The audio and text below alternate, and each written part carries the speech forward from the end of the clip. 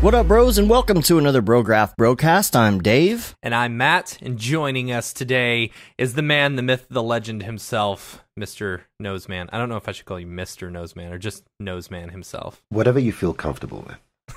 I can take an insult. I don't take insults. And Brograph is a supplement to our site, Brograph.com, which is a motion graphics tutorial site with tutorials, plugins, podcasts, and other MoGraph stuff. And on the show, we talk about everything ranging from motion graphics to Cinema 4D, After Effects, plugins, render engines, doing business, doing taxes, being a contractor, or working for the man. And you can email us, Brograph, at Brograph.com. Let us know what you think about the show. Let us know if you have any questions, comments, concerns. Doesn't matter what it is. We love to hear from you. We got some good email this week that we'll be talking about throughout the episode. Straight up. So we're going to sprinkle it in, scatter in a little bit, if you will. Just a little sprinkle. Just a little sprinkle. Got a couple week wrap-up things that I would like to talk about real quick, and then we'll get into the meat of the show, because we got some really great stuff to talk about. Yeah. Number one, just quickly, I just wanted to say I'm not used to Photoshop having this new click and drag that doesn't make you have to hit the shift button if you want to resize something. Man, it's been there for a little while. I'm still not used to it. Adobe 2019 just sucks altogether. It just sucks. For 20 years now, if I wanted to scale a layer, I would hold down shift so it would keep its ratio. And now they flipped it. And so every time I do that, I hit it and the thing skews the wrong way. I think you can set it back in your settings. I hope so. Because you know what the problem is? If you paste something and immediately start resizing it, and you do it the wrong way, you hit undo, and it unpastes it, and you gotta repaste it again. Right. Yeah. You know? And also, congratulations to Already Been Chewed, 9 years. I saw his Twitter post the other day. That's super awesome. And, let's see, Signal was this last weekend, a couple days ago. Yeah. This is down in Austin. We went down and checked out the scene down there. A really great motion graphics scene. Matthias was there presenting. Yeah. This is a little thing that the Austin, what is it? The Austin Motion, I'm going to get it wrong. It's basically a motion graphics group in Austin. Brian Beam kind of spearheaded all of this, put together a really great night of presentations, drinks, you know, all that kind of thing. So we for a second. Had a really great time, and this was our first MoGraph.com sponsored event. Yep. We sponsored the beer, which was which was fun, and we had 2 large kegs and 1 kind of half keg. Delicious beer. Ri-Fi actually drove down with us as well.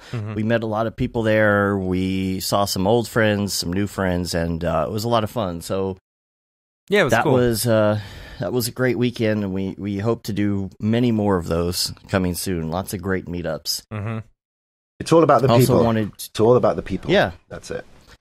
And again, it was our first MoGraph.com thing. We're going to be switching over the live stuff to MoGraph.com pretty soon. We'll still be streaming on both platforms for a while until we know that everybody's, moved over their subscriptions and whatnot. We'll talk about that more when it happens. But the live part of it will be switching soon. Also wanted to say that the Slack is open for one more day. One more day. We've had some new people in there. Just close it. Just close it. It's automatic. Because by the time, okay, it's automatic. One more day for the people who are live, right? Right, for the people who are live, or if you just happen to catch this tomorrow morning, you could probably still get in on as long as Dave edits it and gets it up to you by Tuesday. Yeah, If he forgets, if it's Wednesday, sorry guys. Yeah. And what else did I say I wanted you to mention when we talked about the Slack? The buttons. Oh yeah, button. Who's got the button? Okay, so we mentioned this. Like, we've talked about this at NAB a few times, where it's like, oh man, it'd be so cool to have everyone's like avatar, because we don't know what anyone looks like, but we always know what their avatar is. So we went out and we bought a button maker, and so it comes with like 1,000 like template buttons that we can make. So if you're in the Slack in the live the live Slack is where you can find the information on how to upload your avatar. Your avatar, yeah. So basically, if you're going to be at NAB and you want a little button that's going to show your avatar, you could just send it to us too. You can email it to us. Brograph@brograph.com, and then we'll make you a button that we can give to you, and then everyone will know who you actually are. Yeah, because nobody recognizes you by your face. Right. Yeah. So I beg to differ, but anyhow. Well, just because you got that, I mean, those of us that hide behind our avatars. Right. I'm hiding as well. Our avatar names are not actually a part of our face. Okay. Yeah, that's true. I'm hiding in plain sight, though. Yeah. Very stealthy. Also wanted to mention that we will have Adam Elder live on this Wednesday for a breakdown. Wednesday afternoon, should be about noon. Same time we usually do the show, but on Wednesday. And also wanted to mention that I have been experimenting with some fun stuff using RealFlow and Turbulence FD together. I gotta say, so we upgraded to the new 2.6. I don't know when they released 2.6, but we've been on version 1 forever of RealFlow because we don't use it that often, right? But we needed some additional stuff for it, so we're just like let's just upgrade. And 2.6 is sweet, and it is fast too. Like doing I was just playing around doing some like super viscous type stuff, and it is so smoking fast. Like it is nice. Are you talking about RealFlow, the Cinema 4D plugin? Yeah. It's excellent. So what I did this week was I had to make a stream from a fire hose or a fire cannon on a boat, and it had to be blasting this water out. So I started with the water itself to kind of create the stream because the hose is moving around. But then in order to do the mist coming off of it, and all the little particles, because, it's one thing to do kind of a close-up of something like that, but when you're doing it on a mass scale like this, how do you do it? And I haven't fully locked it down yet, but what I was able to do is I was doing some research online, realized that you can take the particles emitter from RealFlow in Cinema 4D, and you can add a Turbulence FD tag to the RealFlow particles. And so you add like a smoke on that, but you make it look like steam, and then you turn the buoyancy negative so that it starts flowing down, and it looks like a mist coming out of those water particles. It's working really well so far. Yeah, so it's pretty cool. By the way, negative buoyancy is gravity.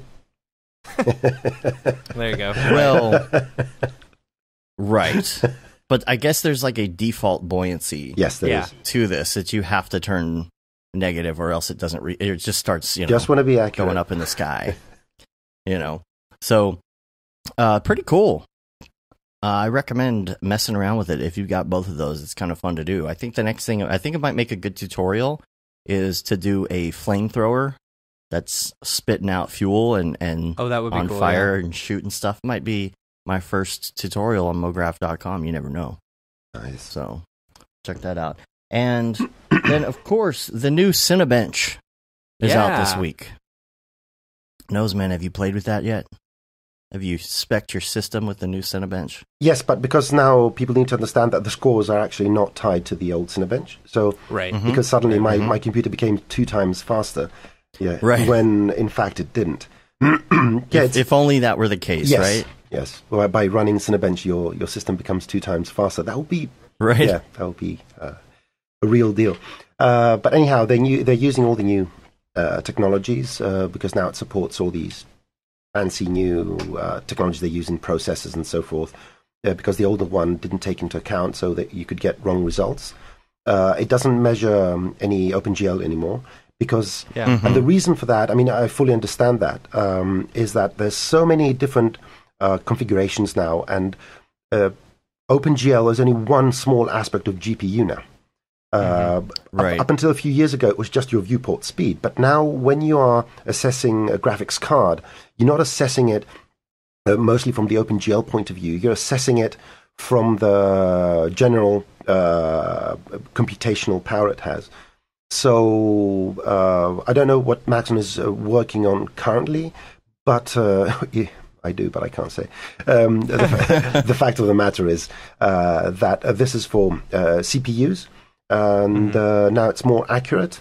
And slowly we're going to start seeing more and more scores coming online. And just hope for people to start using it and uploading their scores, and we'll see. The only sort of limitation currently is that although it's Windows 7 compatible, you do need Windows 10 and some sort of account to go and download it. You can't download it if you have anything less than Windows 10. But once you download it, it is, I don't know exactly how you do that in Windows, but once you do download it, you can run it on a system that doesn't run Windows 10. There was also an announcement, wasn't there an announcement just this week or whatever, that they're switching entirely over to Windows 10? Like that new versions will not run on Windows 7? Yeah. Well, I mean, even if it wasn't going to happen now, it would happen at a certain point. Yeah. It's the unfortunate thing that we, have to follow the technology the way it's going. And if you, Maxon fully understands that there's a user base that still uses older operating systems, but especially for security reasons and modernity, modern things, they do have to move forward.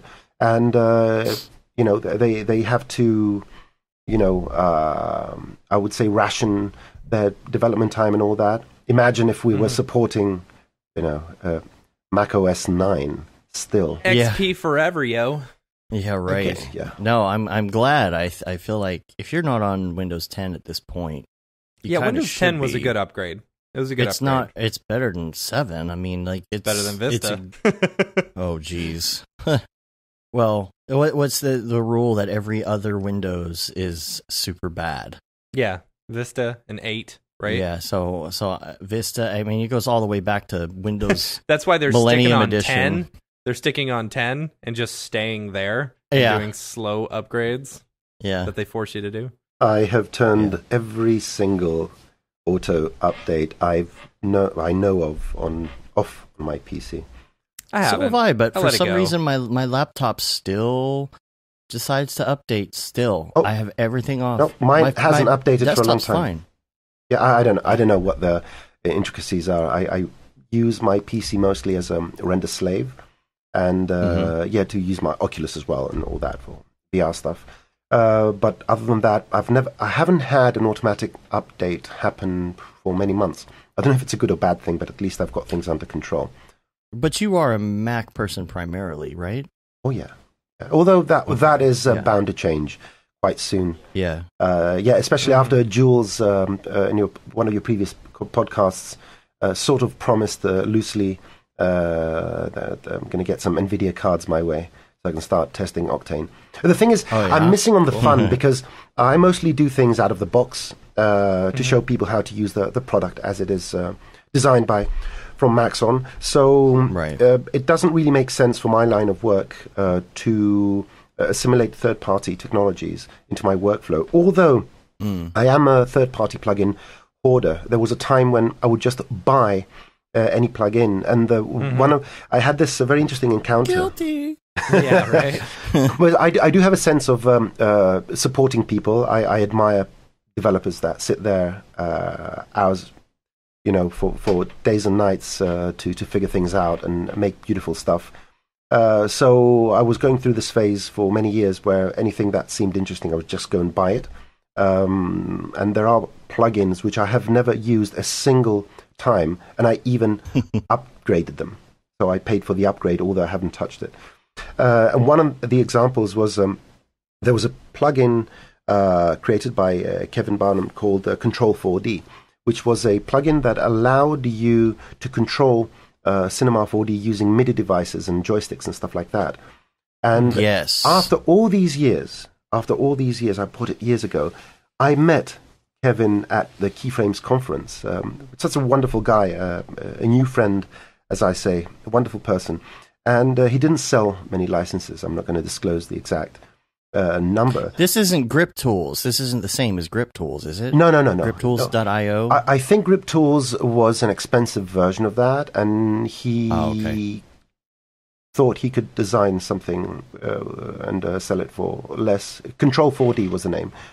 And yeah, anyhow, and I was one of the very few people that bought that plugin, and I met him after all these years, and it's amazing how, I would never have imagined to meet this dude. And it was a random, we started a conversation on a different topic, and he said, your email appeared in my inbox list or something. Have we ever talked before, and this and that?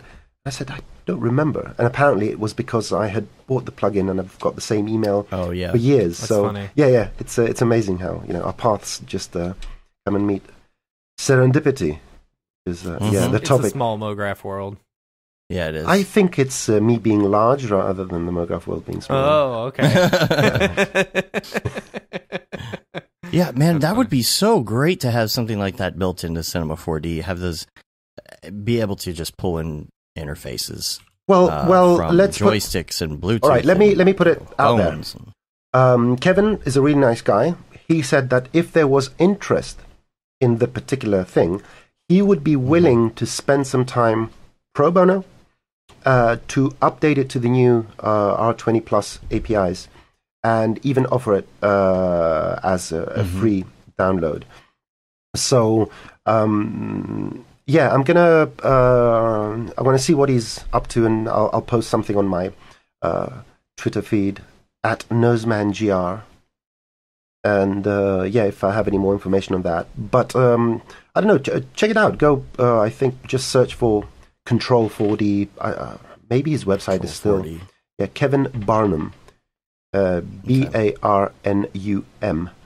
and yeah, reach out if you're interested in something like that.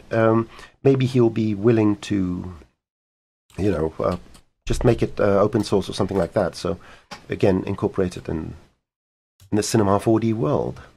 Putting that in my show notes too for us to add to the notes. Yes, I will. In case I can find a link to that somewhere. Cool. So let's see. I've covered all of that from the week update. So here, I wanted to read an email and a rant as well. Okay. This is Wick Picks. This is Sarah Wycliffe. From if you were at where was it? SIGGRAPH last year or NAB? Did she present at She SIGGRAPH? was at NAB last year. Yeah. She presented at NAB. So she wanted to do a rant on the Slack channel, and she did her rant, and I asked if I could share her rant on the show, and she said yes. So she said, just listen to the latest podcast with Ryan Summers. Something stuck out to me in the whole conversation about Instagram/thought leaders. The drive to do dailies and have a strong social brand. Do people really do this just for likes and fame? I find it hard to believe. I think people pursue Insta-fame thinking that it will help them get work, i.e. more notoriety, more desirability, equals more clients/opportunities. Ryan goes on to say that one of the reasons there will never be a union is because there is such an abundance of work and so many opportunities for people to increase their rates. There's no need because we have plenty. And also that Insta-fame doesn't really mean much in terms of hireability. I don't disagree with the last sentiment there regarding the abundance of work. But would as many of us feel the pressure that we do to post online to get more work or higher paying work if our working standards weren't so god-awful? To me, the appeal of commanding a higher rate, and this is something Joey talks about in his book, is the ability to work less, because a typical workday is between 10 and 12 hours plus. Meals are eaten at desks. In a typical TV production, it's just expected that you don't see daylight. It sucks the life out of you. Mm-hmm.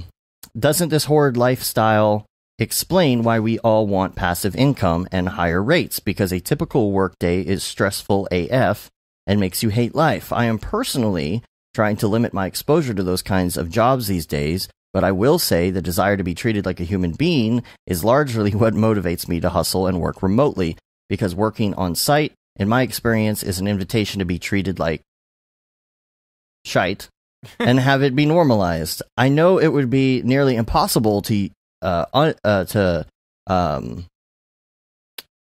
I lost my place, to organize our industry in its current form.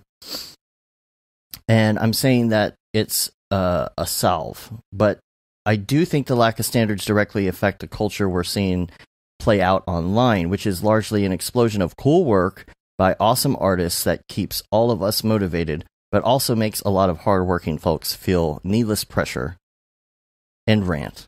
Yeah. I need to increase my font size pretty soon. I'm getting to that age. Having trouble reading. All right. Noseman, you haven't been on... I don't know if you've seen the last couple episodes or not by any chance. Not whole of them, but I just from an outsider's perspective of that rant. Tell me what you think about that and working standards. Well, first of all, and Instagram. Yeah. Well, I'm not on Instagram, okay, because it's too much for me to handle. My old brain is still stuck on corded phones, right? So I'm of a previous generation. Mobile phones are still a novelty to me. So anyway, back to the conversation. I come from a different continent, and I come from a country which is, I would say, I'm going to put it in air quotes, more in certain areas, especially in business, close to, let's say, third world countries. Okay, the Greek. So wait, so where are you from again? Greek. I'm Greek. Okay. Yeah, so I was born in Greece. Drink. Everybody drink. So stay away from ouzo. Okay, it's really bad. Yeah. So ouzo for tuzo.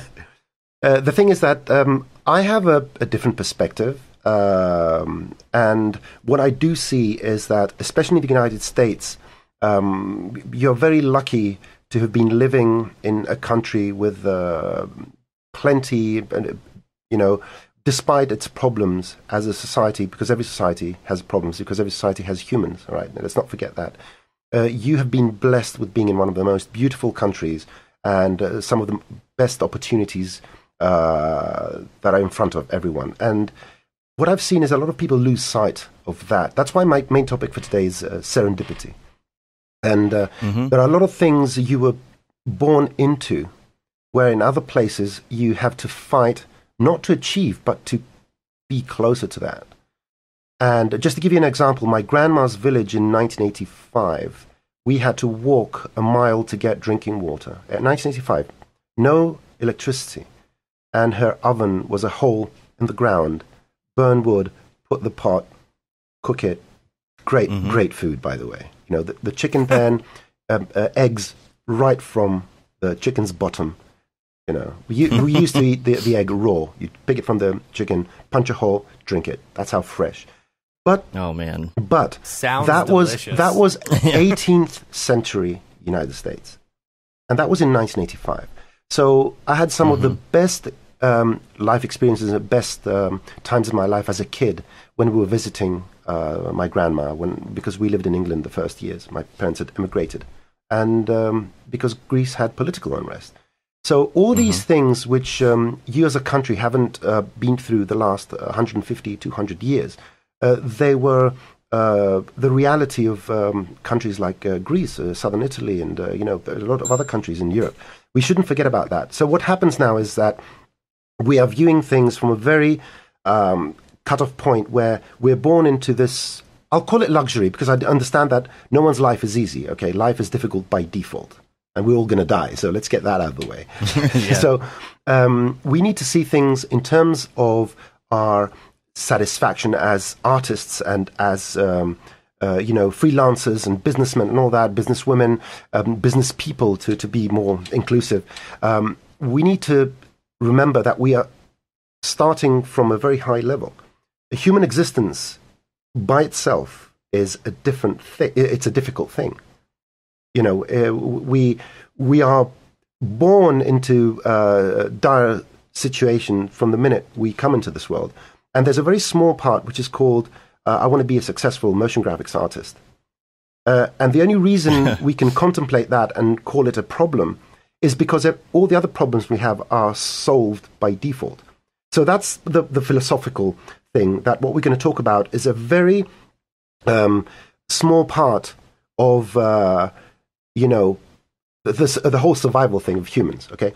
So let's now take that very little small thing, that luxury everyone here that's on, that's going to watch this show, and I'm not going to say all, I don't like to generalize, but the vast majority of people that are going to watch this, if your problem is how to feel more like a valued artist when you're working, that is a luxury. Okay, it's not a right; it's a luxury. We have to see it from that perspective.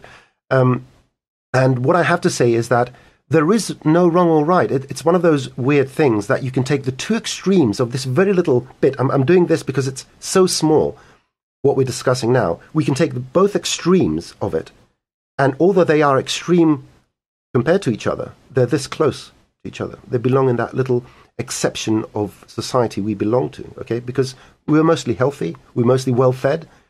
I need to go on a diet, and all that.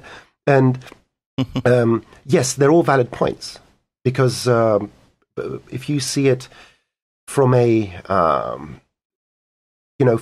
from your own point of view, we can't always look behind us and say, or see how other people are living and say, I'm very privileged, so I'm not going to deal with this. No, we have to deal with the things that are in front of us, and the rant you read is a very sane argument. It has some very sane points. Now, let's isolate that and discuss that alone. Work is hard. Okay, when we're working, the essential thing we're doing is we're exchanging life for money. That's what we're doing. Nothing else. Nothing else. We're exchanging life for money. How that your time? Because that's the only thing we will never get back. If I get paid $1 billion every microsecond, that does not mean I will live a microsecond more than I would have anyway. Right. Well, it depends if you can afford the amount of money. Better healthcare. No. Better healthcare. I mean, I assume that we all have a level of healthcare which is better than what we had 80 years ago, when you could die from a toothache. Right. Yeah, that was brought to my attention not so long ago. 80 years ago, they would pull your tooth out with a pair of pliers, no anesthesia or anything like that. And if you didn't get, sepsemia after 2 weeks of terrible death, I love this podcast. It's all like grim and dark. but these are things. All right. So we're all at a pretty good level. Being here and having the opportunity to sit down and listen to whoever this Noseman guy is for an hour or so is a luxury. So yes, we want to be treated better, but we're still exchanging life for money. Now, it's up to us. It's up to us. There's no general rule, in my view. Time is the currency that you own, that everybody only has a fixed amount of. Exactly. You can't save it. Now, there's no interest. Yeah. There's no, it goes on. Now, the time that goes on, you can choose to do other things. So all we do in our lives is exchange time for something else. Okay? And a part of it now is exchanging time to create stuff for other people, sometimes for nonsensical reasons, marketing, advertising, and all that. But we have to compartmentalize it and be happy with what we're doing. So I'm gonna take a little extension to what we're talking about. And what I would say is the following thing. Don't undercut yourselves. All right? That does no one any favors. Okay, no one. It's going to come back to you. If you undercut to get a project, it's going to come back to you. Okay, if you can't get the business, if you don't undercut, then the only thing you can do is coordinate with people. One of the big things when they talk about unionizing and all that, it does have a lot of positives, but it has a lot of negatives as well. I believe that most of the people in our industry have the capacity to understand the values without falling into the culprits of unionizing. And we have to be patient, and we have to work together. I know it sounds a bit like wishy-washy, and but it is a fact. There's no other way. We can undercut ourselves until we are paid the bare minimum for us to survive, and we're going to change careers.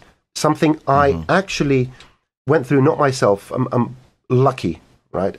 A big part of the things I'm happy of is I've been a lucky person in my life. But I have seen colleagues that worked in high-paid positions in advertising agencies back in the 90s. You could make a lot of money and just party all day, basically. That was the general concept.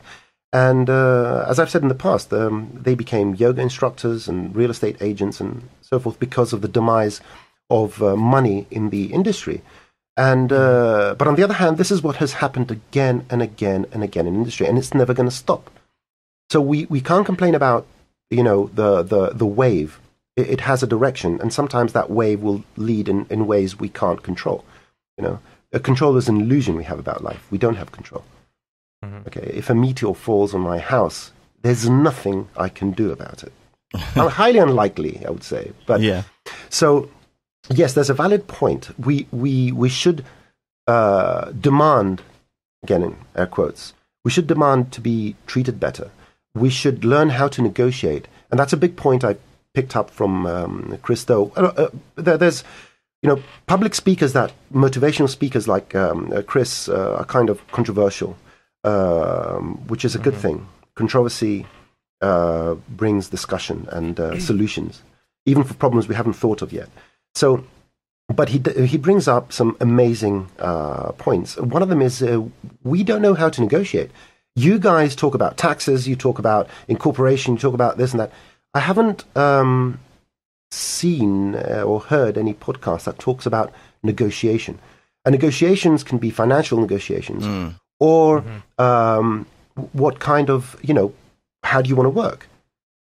I've recently had a client that asked me to do a very particular thing, and I asked for an astronomically high amount, and they turned me down. Thank you very much. No problem. You know, that should be the normal flow of things. If someone can get the job and get paid less, congratulations. You know, they can call me and I can help them as well. But that's the only way you can go forward. And again, I do understand that some people's situation is more dire. Okay, I'm going to use that strong word than other people, and they have less of a capacity to pick and choose. That's within the boundaries of our little, you know, comfort, the lives we are living. And we have to get into terms with the reality of our situation. Okay, but some people are better than other people. You know, I know that because I'm the least talented person from pretty much the whole list here. Everyone's going to watch this. Everyone I've ever, you know, dealt with in the industry. I am terrible at creating art. I do have a certain talent, or at least I can pretend I have a talent, and that keeps me afloat, and people are willing to pay for my services for whatever I convince them that I'm capable of. And that's my talent. That's my talent. I don't even consider myself that good. I'm good at convincing people that I am of a certain level, and that is part of my negotiating process. And I've lived for many years being jealous and envying people that were doing better than me, and it was 150% my fault, because it's easy always to point fingers. Anyway, to kind of bring this back, because it's everywhere, what I would say if I was to give any advice is, we are a small community, okay? That plays in our own hands. We can have, if we wish to do so, we live in an era where everyone can be in touch with everyone. It's up to us to do it in the right way. It's up to us to collaborate in the best possible way for the best possible outcome. And the best way to make more is to share. No one can do everything by themselves, right? No person is an island. Okay, we will need to extend a hand and ask for something. And the more you're willing to extend your hand at people that are asking from you, the more you will receive a hand when you're asking for other people. And that's the only philosophical framework I can think of that can work in our industry, because as technology becomes faster, smarter, let's call it smarter, and all that, a lot of the things we used to do and make money off are going to be eliminated. And I'll give you a real life example. Okay? Yeah. When I started, when I first touched Adobe Illustrator in '87, then at that time, in order for you to take some text and stretch it vertically, you had to use a tilt-shift lens on this huge camera, which was a 3 by 3 feet vertical camera, and create a distortion And then you would shoot the original logo, which you went to a typesetting company to print it out for you. And then you would stretch it and then correct it and then do an undistortion, use some other lens to undistort it and put that through the process 3 or 4 times, depending on how stretchy you wanted it. And then suddenly Adobe Illustrator came. And a graphic designer back then that did a lot of stuff by hand, predominantly by hand, there were no computers, they would charge an arm and a leg literally. So a week's worth of a modern salary just to stretch out a logo, just for that. Yeah. Because it was a process that involved 3 different studios, 3 different companies. One was the designer himself. The other one was the typesetting that set the original text. And the third one was the photographer. And these 3 had to work in unison to produce that one stretched thing. So you could charge a lot of money because the money was being diverted in 3 different, people, 3 different companies. Like to do the intro to Star Wars. Yeah.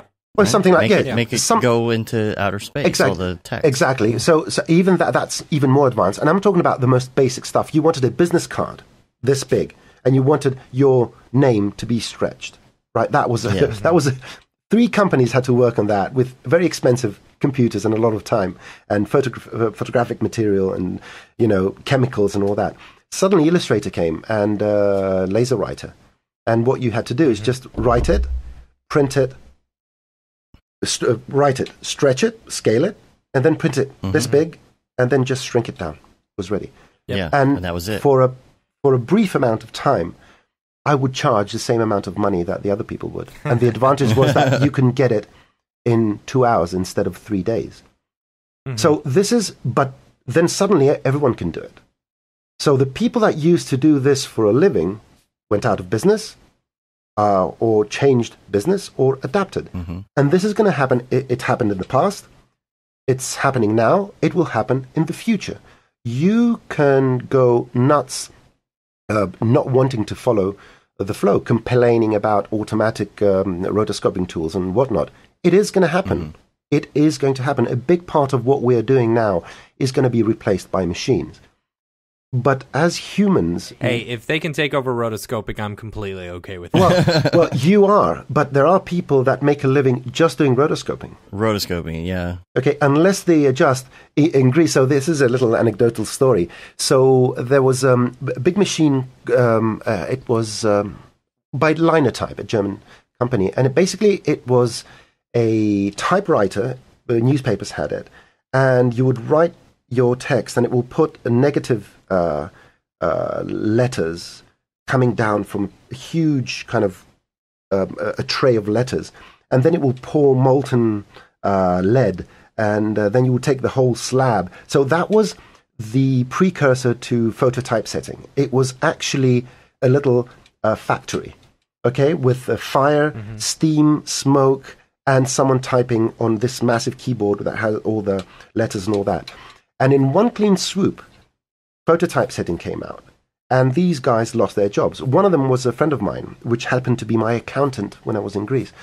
And he's one of the people that types. I haven't seen anyone type so fast while he's having a conversation about something else. Okay, right. So what they did, their union was so powerful because they worked for newspapers that they managed to get a government retirement plan, regardless of their age.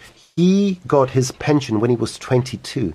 He still receives it up to this day, and he's 62, because they managed to convince the government back then that our work, our art, is non-existent anymore, and we can't do anything else. And their union was so strong, and these things do happen in my old country, and they have been, receiving pension for the last 40 years. Ever since.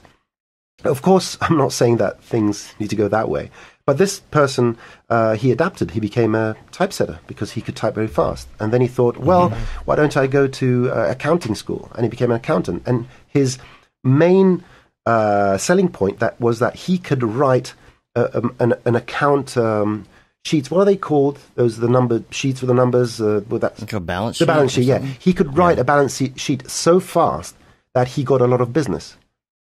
So he combined his ability to type very fast from his previous art, his previous talent, to this new thing, and he was in business while he was receiving his pension. That's another side story.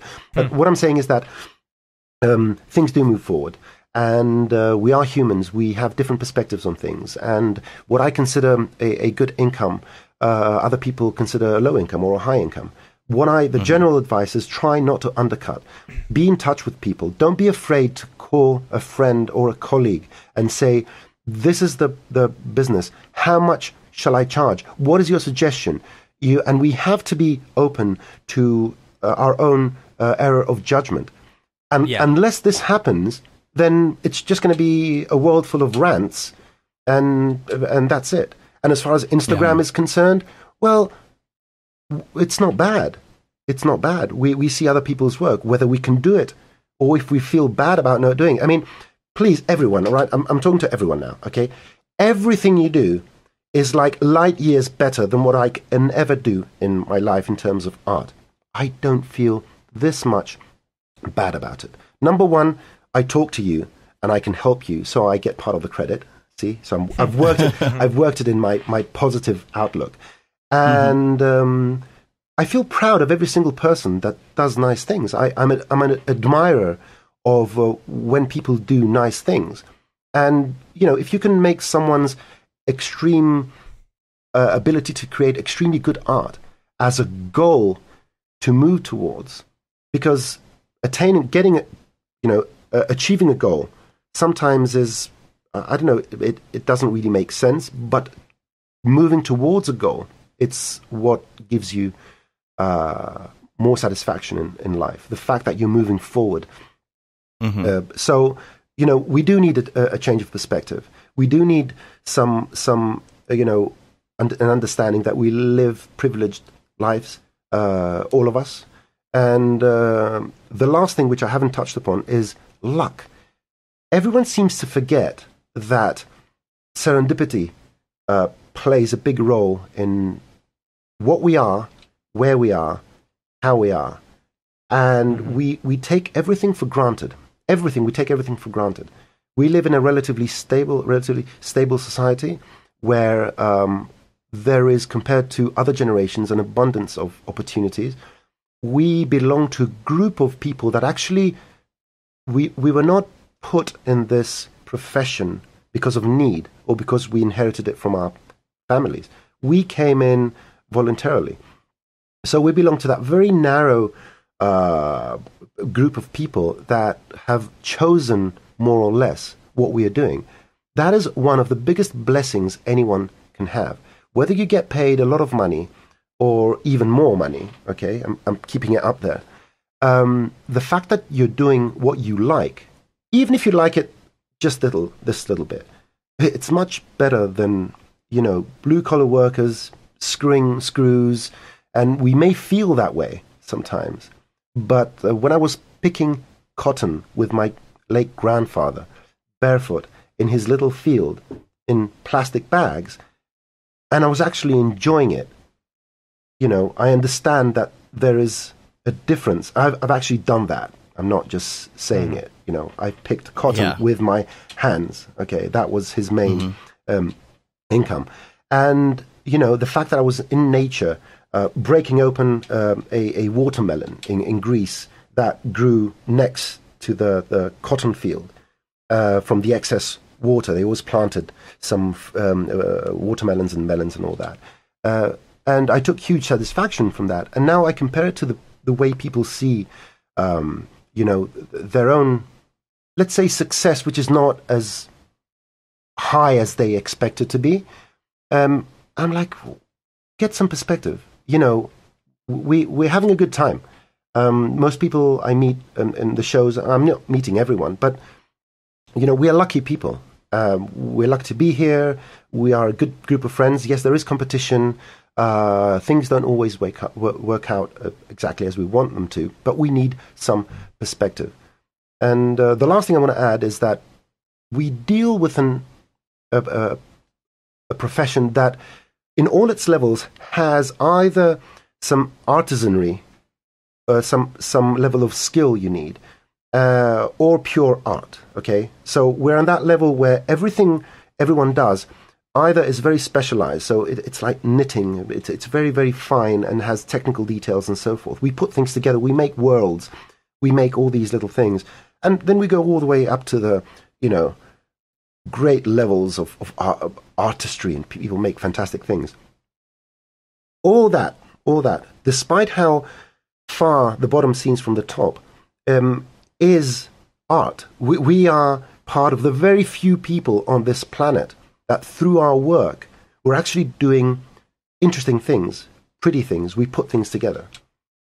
So, that's where I want to end this kind of positive rant. We need perspective. We're in a good place. Other people a bit less, other people a bit more. And we have to work together. We have the ability to do so. We have the mentality to do so. I haven't met a single person from the industry which is like, whatever. No, everyone is pretty much positive, and we need to just start working closer together and see each other's success as a drive and not as a detriment to do things. So, yeah. Well, I think there's a lot of expectation. I think that's some of it too. There's a lot of and not necessarily by whom. Okay, it's not necessarily correct. By whom? By whom? In general, there's a lot of expectation as to if you want to be a motion graphics player of some sort, that you just have to do A, B, and C, and you're going to make it. And that's why this luck thing falls into play. When I see somebody like, I was on a tour with Oprah. And a lot of the speakers, it was kind of this recurring theme is, oh, well, it's just about what you put out into the universe. And if you just do all of those things, you'll be just as successful as me. No, well, I'm sorry, but not everybody is going to become a billionaire like Oprah. It's very easy to look back at your long path all the way from the beginning and say, well, all I did was just stick to it and I made it. If you just stick to it, you'll be a billionaire too. That's not true. Plus maybe luck. You'll be successful. Plus luck. But that's exactly. Yeah. There's the luck factor that they're not putting into there. Yeah, but we're not. We haven't evolved to take that into consideration. That is a thing we have to force ourselves to understand. Don't forget about that at all. So as human beings, we have we're still just primates. Okay, and we're kind of a chromosome apart, like a couple of molecules better than chimps. All right, so let's not forget that's a big advantage compared to chimps, but that's still the difference. We still have a lot of animal urges, and we're not robots. We're not purified space beings. No, we live on our passions. Speak for yourself. What I have to say, what I'm saying is, we sometimes we forget that the same instincts that allow us to do art in its totality, all these abstract things that don't really make sense, it's the same things that make us imperfect, and that's why we can't wake up every day being like, oh, I feel so nice that I didn't die in my sleep. We're past that. There was a time when waking up in the morning and not being eaten by something was the biggest pleasure. Okay, That's not the case. What we need to do is, with measure, we need to just reintroduce that and just, be grateful for the fact that we are here. We have better choices than the majority of people on this planet, and take it from there and move forward. And if you can make better of your day and exchange the particular day we're going through with a bit more value, then we had a successful day, and now we're closer to death. Don't forget that. And I would say, don't stop listening to Oprah and Chris Do and Joey and all that. It's all about what you take out of that. In my opinion, you've got a lot of these, inspirational speakers and stuff like that, and really that's what they do. I mean, look at us. I mean, we're doing a podcast. We talk about how we run our businesses and stuff like that. But is it the right way? Sometimes. Is it always the right way. Not always. Sometimes it's right for us and not for other people. Yeah, exactly. So, I mean, you take everything that you listen to, at least with some of these inspirational speakers, with maybe a grain of salt, or, incorporate like what will work for you in those specific instances, The biggest part is use it as inspiration. That's the thing. When you read a book, let's assume you read a brilliant book, okay, you're neither going to transport yourself to that place. You're never going to meet the character. It's just an inspiration of how things could have been, were, and all that. It just makes you feel better in the general sense. And that's just about it. That if you have any expectations of reading a book more times and you will transport yourself in that particular book, inside that book, well, you'll be highly disappointed. And it's the same thing with motivational speakers. They're talking truths. They are talking things that can happen and will happen under certain premises. But we need to be, first of all, humbled to our own inefficiencies. Is that the right word? Okay. We need to understand our limitations as humans. I want to run faster than Usain Bolt. I really do. It will never happen. I think you could do it. I think if you worked really hard at it, you could. No. I would never be able to do that. I can swim faster than him, so that makes me feel better about myself. Hopefully. Hopefully. I'm starting to doubt myself now at this day and age. But what I'm saying is that does not mean that I don't get inspired by Usain Bolt. There's because I was an athlete back in the day, and I see people that do things and have done things I knew I would never be able to do. That doesn't make them any less inspiring. And that's what we need to take from all this. We need to be inspired. We need to know what can be achieved, but we need to understand our own limitations. And my rule is that there's the Dunning-Kruger effect, which makes a lot of people think they're better at something than they are. That is actually a huge and very positive evolutionary adaptation of humans, because had all humans lived within their understanding of their incapability, their limitations, then you would not, humanity wouldn't have moved forward in any way. So we need to understand that all these things play in our advantage, or our offspring's or our society's advantages. And what I would say is that do things that make you relatively happy. Understand that certain goals are not going to be achieved. And at the same time, understand that there's a good chance that every single goal you have may be achieved. The only problem is that when you achieve all your goals, what's to do then? So it's not always a blessing. Set a new goal. Yeah. You always set that goal higher.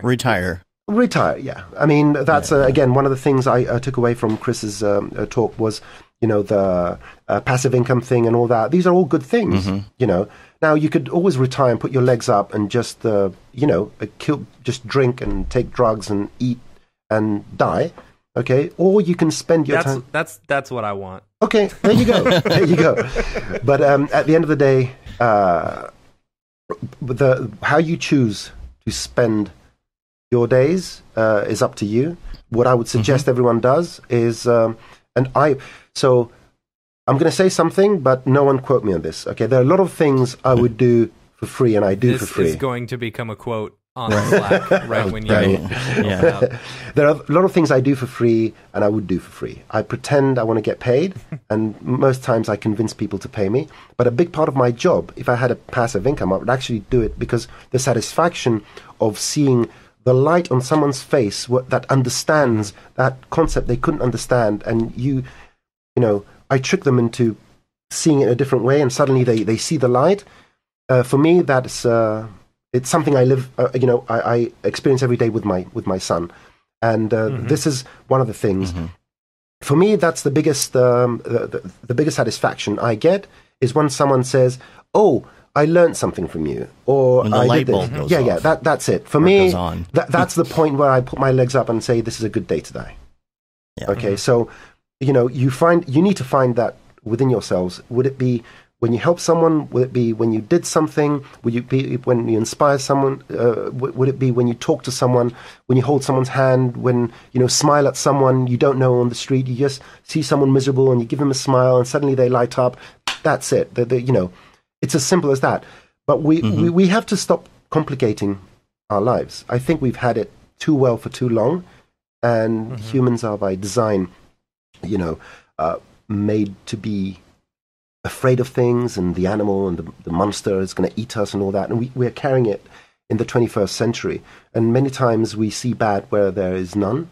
And I would say... The lizard brain. Just relax. We're alive, okay? Good. Hooray. We can all applaud that. Number one, we're alive. We're relatively healthy, okay? Even people that have certain problems with their health, they're relatively more healthy than people 100 years ago or 80 years ago, okay? So, my acid is kicking in now. There you go, Mark.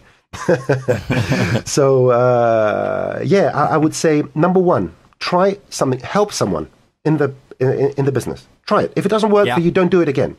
You will lose nothing by at least once helping someone. Okay? And don't forget to always call people out on favors they owe you. I live on that feeling. I haven't used it much. Note to self: never ask a favor of Thanasis. Remember that time you helped me with a tutorial? Now I need you to do a favor for me. Exactly. Now I need you to rotoscope this 2-hour-long clip. And the way you're gonna phrase this is the following: oh, no problem. Yeah, whatever you want, I'll help you. Just give me all this and that. But one day you'll have a call by me. One day I shall come back. Exactly, and you will have to do what I say. Do we agree? Works for me. And you have to say it with a kind of a straight face. Yeah. Like really make them think about it. Yep. They will probably agree because they don't understand what owing a favor means. The market. There's a great movie, Pay It Forward. I don't know if you've seen it. Yeah, there's an interesting... The concept of paying it forward actually is something I really, really like, because I have been a recipient in my life from things that have come around. And it's a really nice thing to be in that lucky situation where the marker has gone around and it comes back to you and you're like, wow, it doesn't always work. Okay, let's not be... This is not a Jennifer Aniston movie, okay? A Gerald Butler and all that. No. It does happen in life. The idea that that little thing you put is moving along. Remember those chain mails when someone would write something, a stupid thing, and wait until the email came back to him? That is done for a reason. You know that it takes this huge trip across the internet and the globe, and it comes back to you, and it's like, wow, it went around the world, and it came back to me with 250 people signed underneath and whatnot. The same thing happens when you help people, and the other thing is you need to be honest about the things other people helped you with. Do positive call-outs at people that inspired you, people that helped you, people that sometimes don't even know that they helped you or participated in where you are now. It's a really nice thing. It makes the whole kind of community much more vibrant. It makes things much, much better. It's all there's no cost at these things. That's the big thing. You will not lose a penny of business if you help someone, because if your business relies on doing that one thing which someone could do had they known about it, then you're in a bad business position to begin with. It's going to end very soon.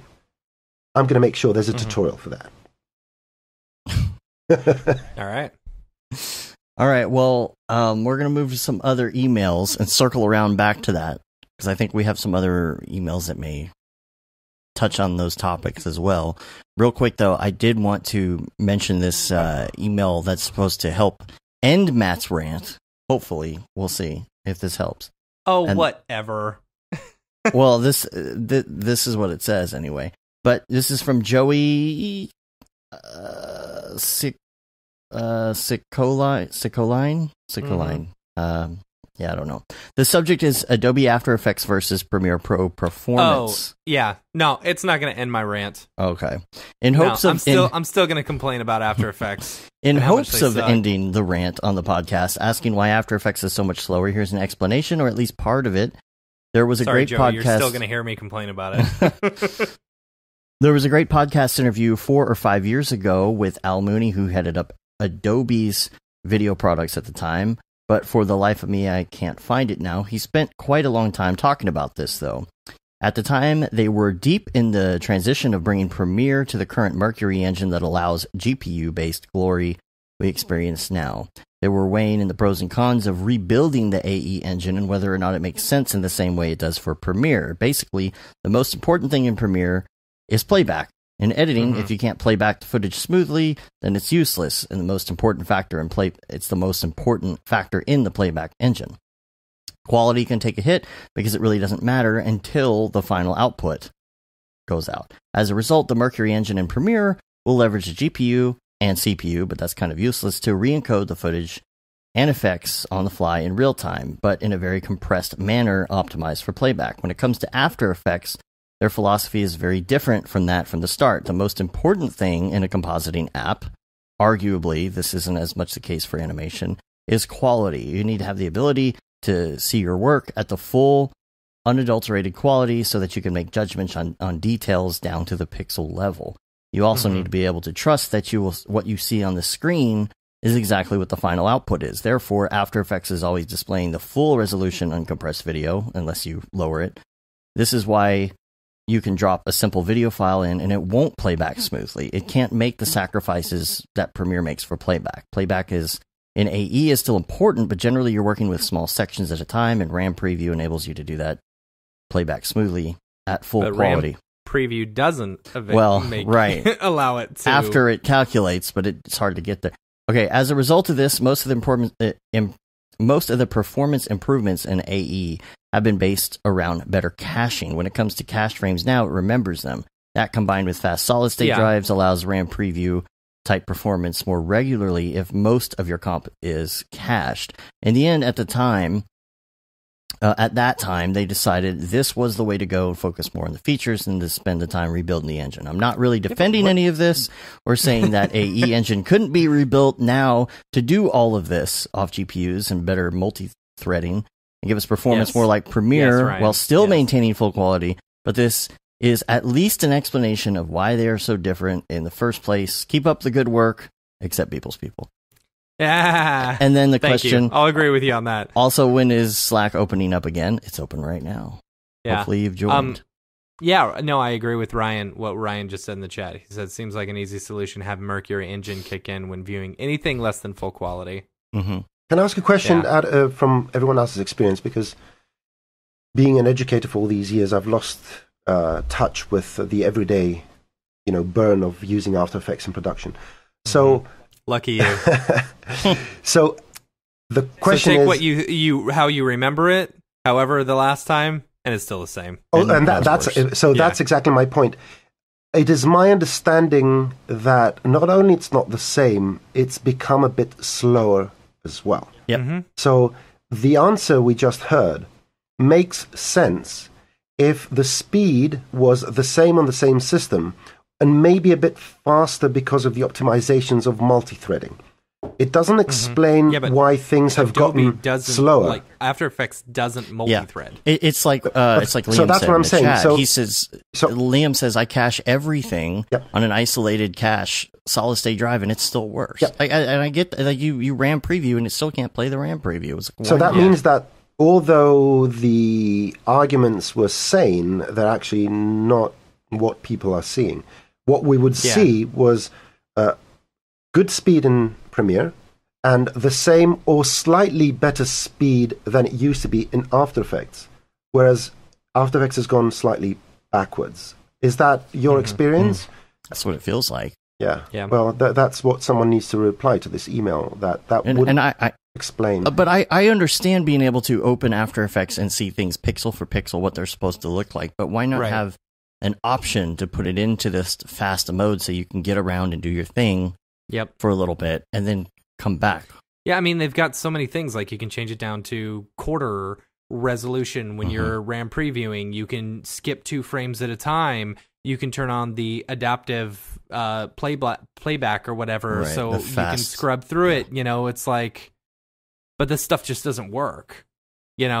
Like I think the best case, the only way. So here's the thing: what we're talking about is anecdotal. Okay, we're talking about it's being slower and so forth. What users need to do, and this is something I've learned from my collaboration with Max on all these years. The only way for a proper bug report to be submitted is to create a situation where the two competing, or if they're two arguments, need to be very obvious. So someone needs to load a file on an older version of After Effects, take a stopwatch, record themselves doing that, take the same file, put it in a faster computer or the same computer with a more modern operating system or something like that, and measure it and show them that it's slower. Because a company like Adobe cannot do it. It's not that they don't want to. It's very, very difficult for companies that do development to actually do that type of measuring. You know. Yep.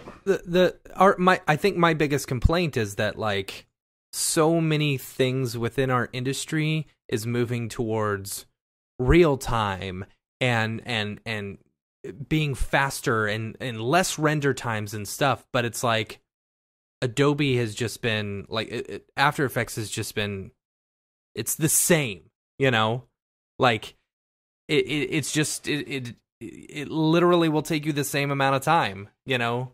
It hasn't increased in speed at all. Now the improvements as far as the caching and stuff, I do notice that. Like I noticed that when I go through and cache some frames and then try an effect and don't like the effect and take the effect off, it's nice that I don't lose all that cache. That was a great improvement. But on the flip side of that, you'll change an image sequence and you'll refresh it, and it still won't let go of that stupid cache. Yes. And then you'll go render it, and it will put that old frame from its old cache into your render. Yeah, so then you have to dump basically the entire cache of everything in order to get that to work correctly. And sometimes you do that, and it still doesn't dump the cache. That's the frustration. So that will be classified as a bug. And know, again, this is our responsibility as users. We use our tools. Okay, if we drive our car and we hear a knocking noise and we're warranty, and with Adobe you're always in warranty because you're paying a subscription. Don't forget that.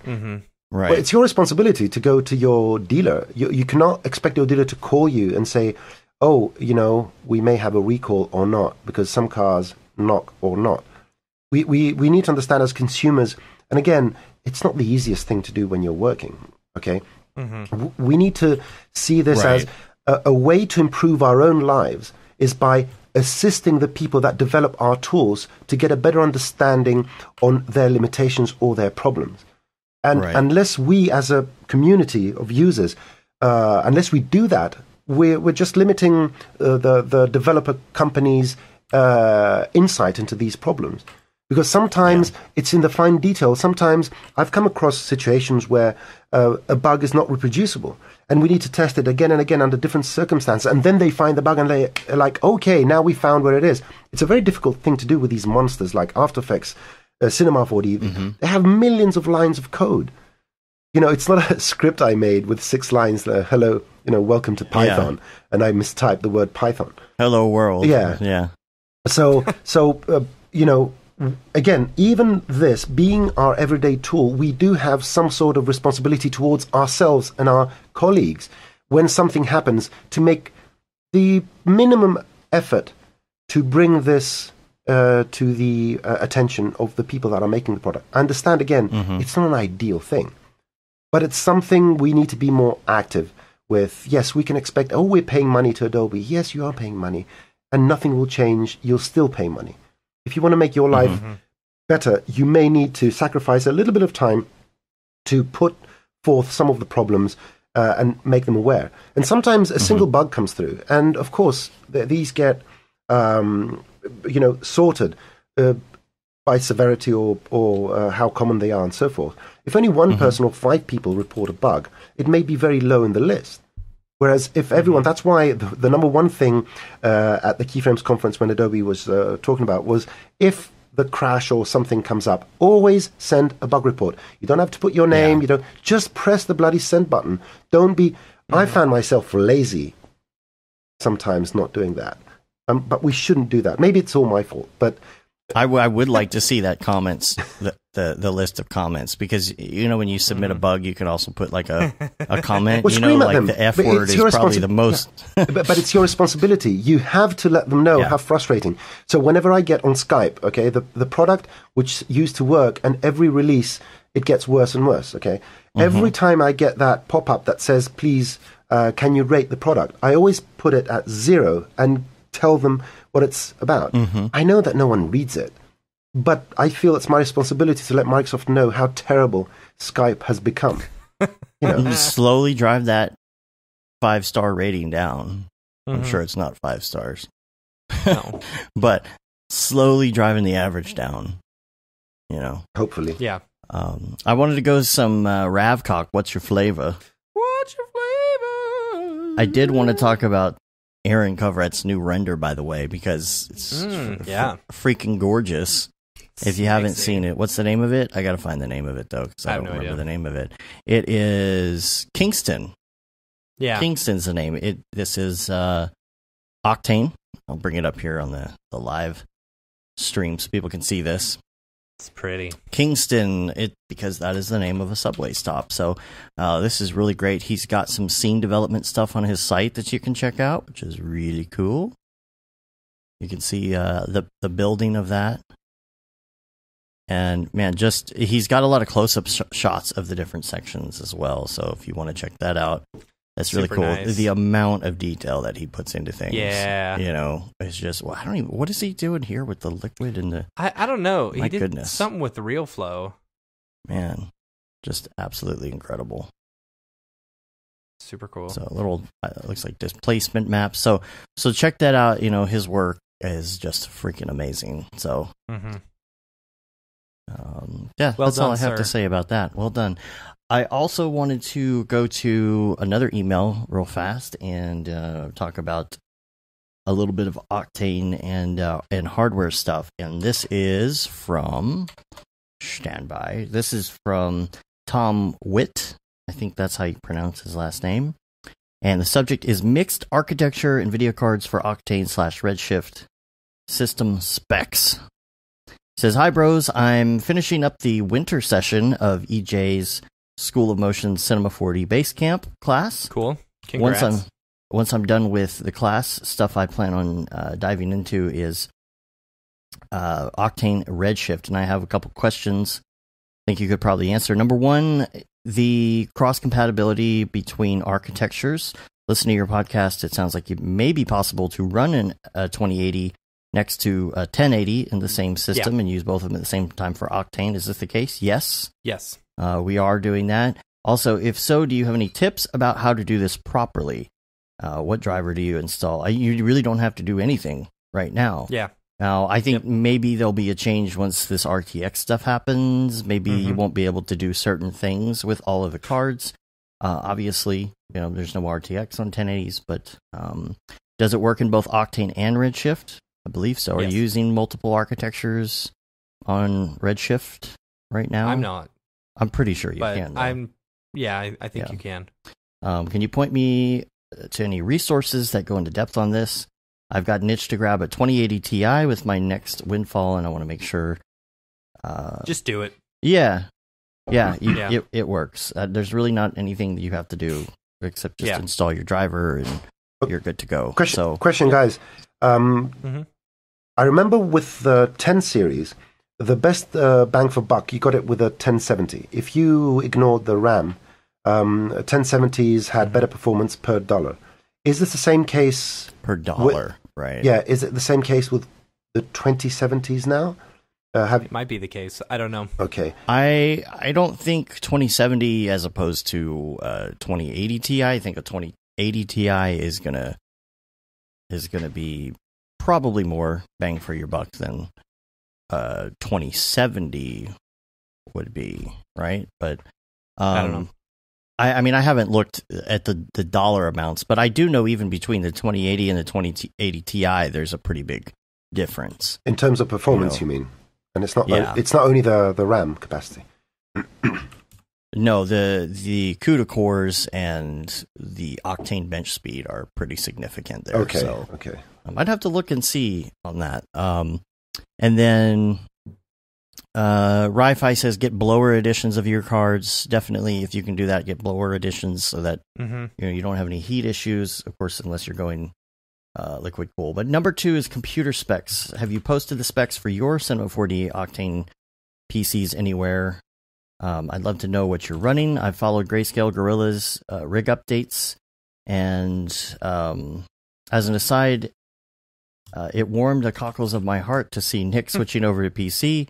I love the Brograph podcast. It's a useful mindset shaper that does a lot of subtle but effective work for the listener.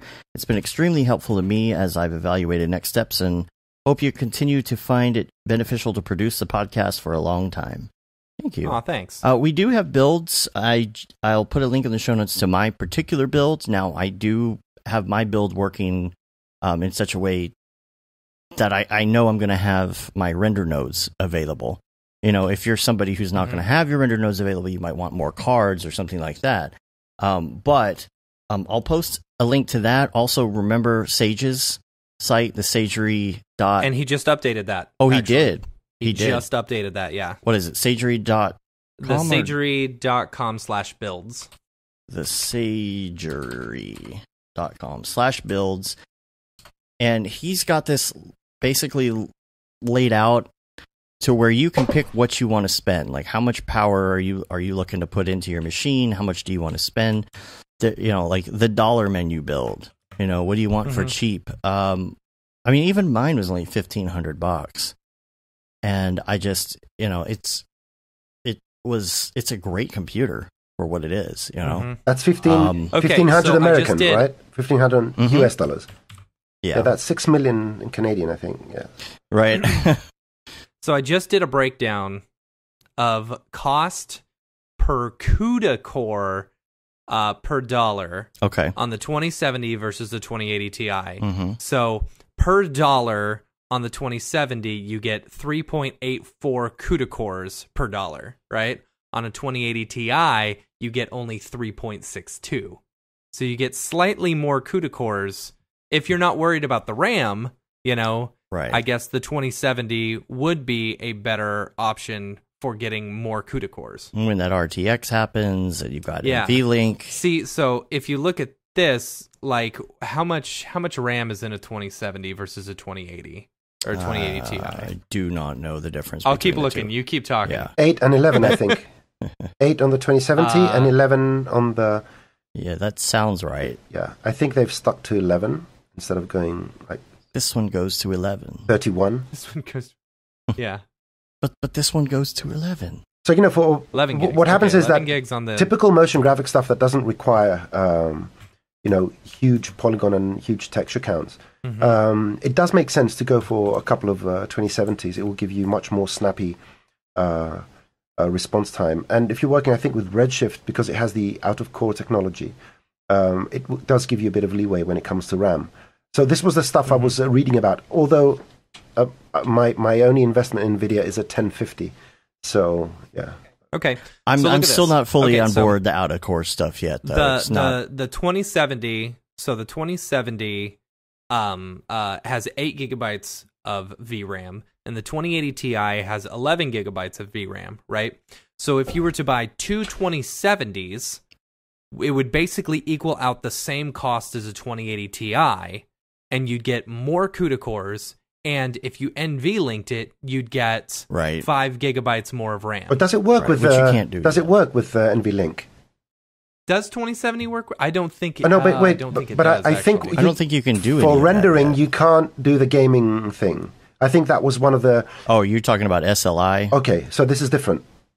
Yeah. This is different. I'm a Mac person, right? Yeah. The NVLink stuff is going to allow you to combine your RAM into one big number, no matter what it is. And it's different than SLI. Okay, SLI is Jules around, makes it hidden in the messages? I know, right? He needs to tell us. There we go. RTX 2070 GPU will not support NVLink. Okay, there you go. So okay, that's lame. Yeah, I think they do it on purpose. That's just a way for them to get you to spend more money. But anyway, anyone that works with 8 gigabytes of RAM, because it's only 3 gigabytes difference. Okay, that is something depending on the type of projects you do, that you have full control over. And, if you're going to get a second workstation or something, or a freelance workstation, it just doesn't make sense to spend, you get double the speed essentially, providing that your RAM is less. So this is something I remember reading about the 10 series, and I was wondering if it was the same for 20 series. So yeah, for anyone that's interested in setting up a rig, do investigate that avenue as well. If your graphics are simple and you don't have huge textures and your polygon counts are relatively low, okay, when we say relatively low, I don't know where the break point is. But you can double the speed of your GPU rendering by just sacrificing 3 gigabytes of RAM. Yeah, I think to me, I'm running on 6 gigs right now with these 980 Ti's, and I've rarely ever run into any problems. I've been hitting walls left and right, and especially some of this stuff I've been working on. Because you're using that volume builder. Well, and the stuff that that too. But the stuff that I've been working on with David and stuff, like there's been some walls, and the out of core stuff just doesn't seem to always work the way that it's supposed to for me. I feel like I have issues with it, and my personal thought is that having out of core geometry is an invitation to have inefficient scenes. Yeah. That's just how I personally think about it. And so I still try to have efficient scenes, even though I know, okay, well, I can easily have a 15 million polygon scene, but maybe that's not the best idea. Yeah. So. Yeah. I think that's it for that section, but some other topics. I did want to, Noseman, ask you about nodes. You said you've been working with nodes a lot lately. Yeah, so I hadn't touched them for a long time. I was focusing mostly on fields and all that stuff. I don't know if you've been watching my Twitter feed at noseman.gr. Sorry, at noseman.gr, no dots, at noseman.gr. And I did a series about growing structures, tentacles, and so forth. I introduced a technique where, while it's still procedural, you can use the surface deformer to bend it on surfaces, so you can create an animated hand and have veins grow on while the hand is being animated and all that. Yeah, I saw that. That's cool. Yeah, it was, to be honest, it took me over 2 months to nail the technique to create the growing veins that follow a particular set of rules. Everything else I've seen out there inside Cinema 4D plugins, they couldn't satisfy all the rules. So I got it nailed down. It took me a long time, but it works nicely. And now, although I'm still, preparing some tutorials again with fields and all that, because there's still many things to be exposed and techniques, I'm starting to dive into the material nodes. And my attempts have been with halftone shaders. Cool. And creating CMYK. As is the style right now. Yeah. And so my goal is to create a material preset, which is you just apply to any object, and you can have an interface, and you will be able to change it to either black and white halftones. You can change the projection to be UV, so it follows the structure UVs, or it can have a camera projection, so the raster stays on screen and everything goes through the raster. You can change the CMYK angles, the resolution, whatnot. And again, these are, first of all, they're inspired by Chad's and EJ's tutorials about the Spider-Verse stuff, but they've covered that quite well. So I thought I'd make an effort to do something on traditional CMYK with all the artifacts and the moires and all that, and in the process learn more about the nodal system. And I've been very fortunate to be working very close to Jonas Pils. He's the dude that does the quick tips for Maxon. If you go on YouTube, Maxon YouTube, they have the Maxon quick tips. A very smart guy and a great friend. So he's preparing something, a deep, very low-level tutorial to explain all the nodes and all that for people. I'm going through his videos now. He's doing an excellent job. And man, these things are powerful. Like, They're very, very powerful. And beautifully built.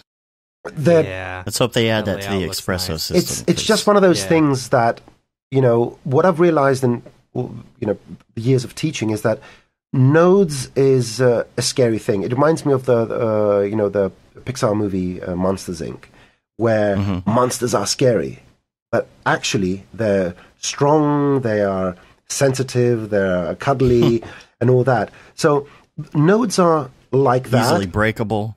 And I mean, easily breakable. When you have, like, Python, okay, if the most powerful thing is programming. If I start typing random things, it will break. But if I know what I'm doing, I can do magnificent things. The same. So nodes is kind of there. And, the amount of control is like, I'm finding it mind-boggling how many things you can do. So in an effort to learn more about nodes, I set my goal to create the halftones. So when I'm very close to be done now. So the project now just needs some polishing and refining.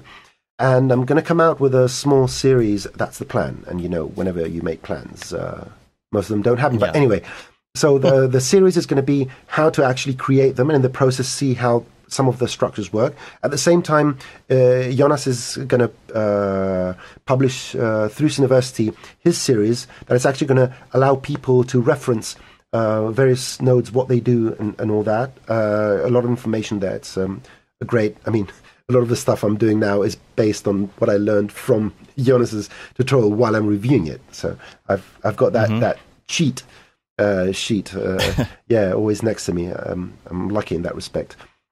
And I'm going to make sure that a preset is available for users, so they can just, anyone that doesn't want to deal with the nodes, you're just going to drop a material on an object. All you have to do is set your projection in your texture tag, and then go and play with numbers and colors and all sorts of other things. So I'm going to make it super intuitive, and anyone that wants to make physically based renders, I've got on my Behance thing, I've got some samples, but those were made with a standard material system using the Loomis shader. So I've adapted some of those techniques and much, much more, because our system is much more powerful now.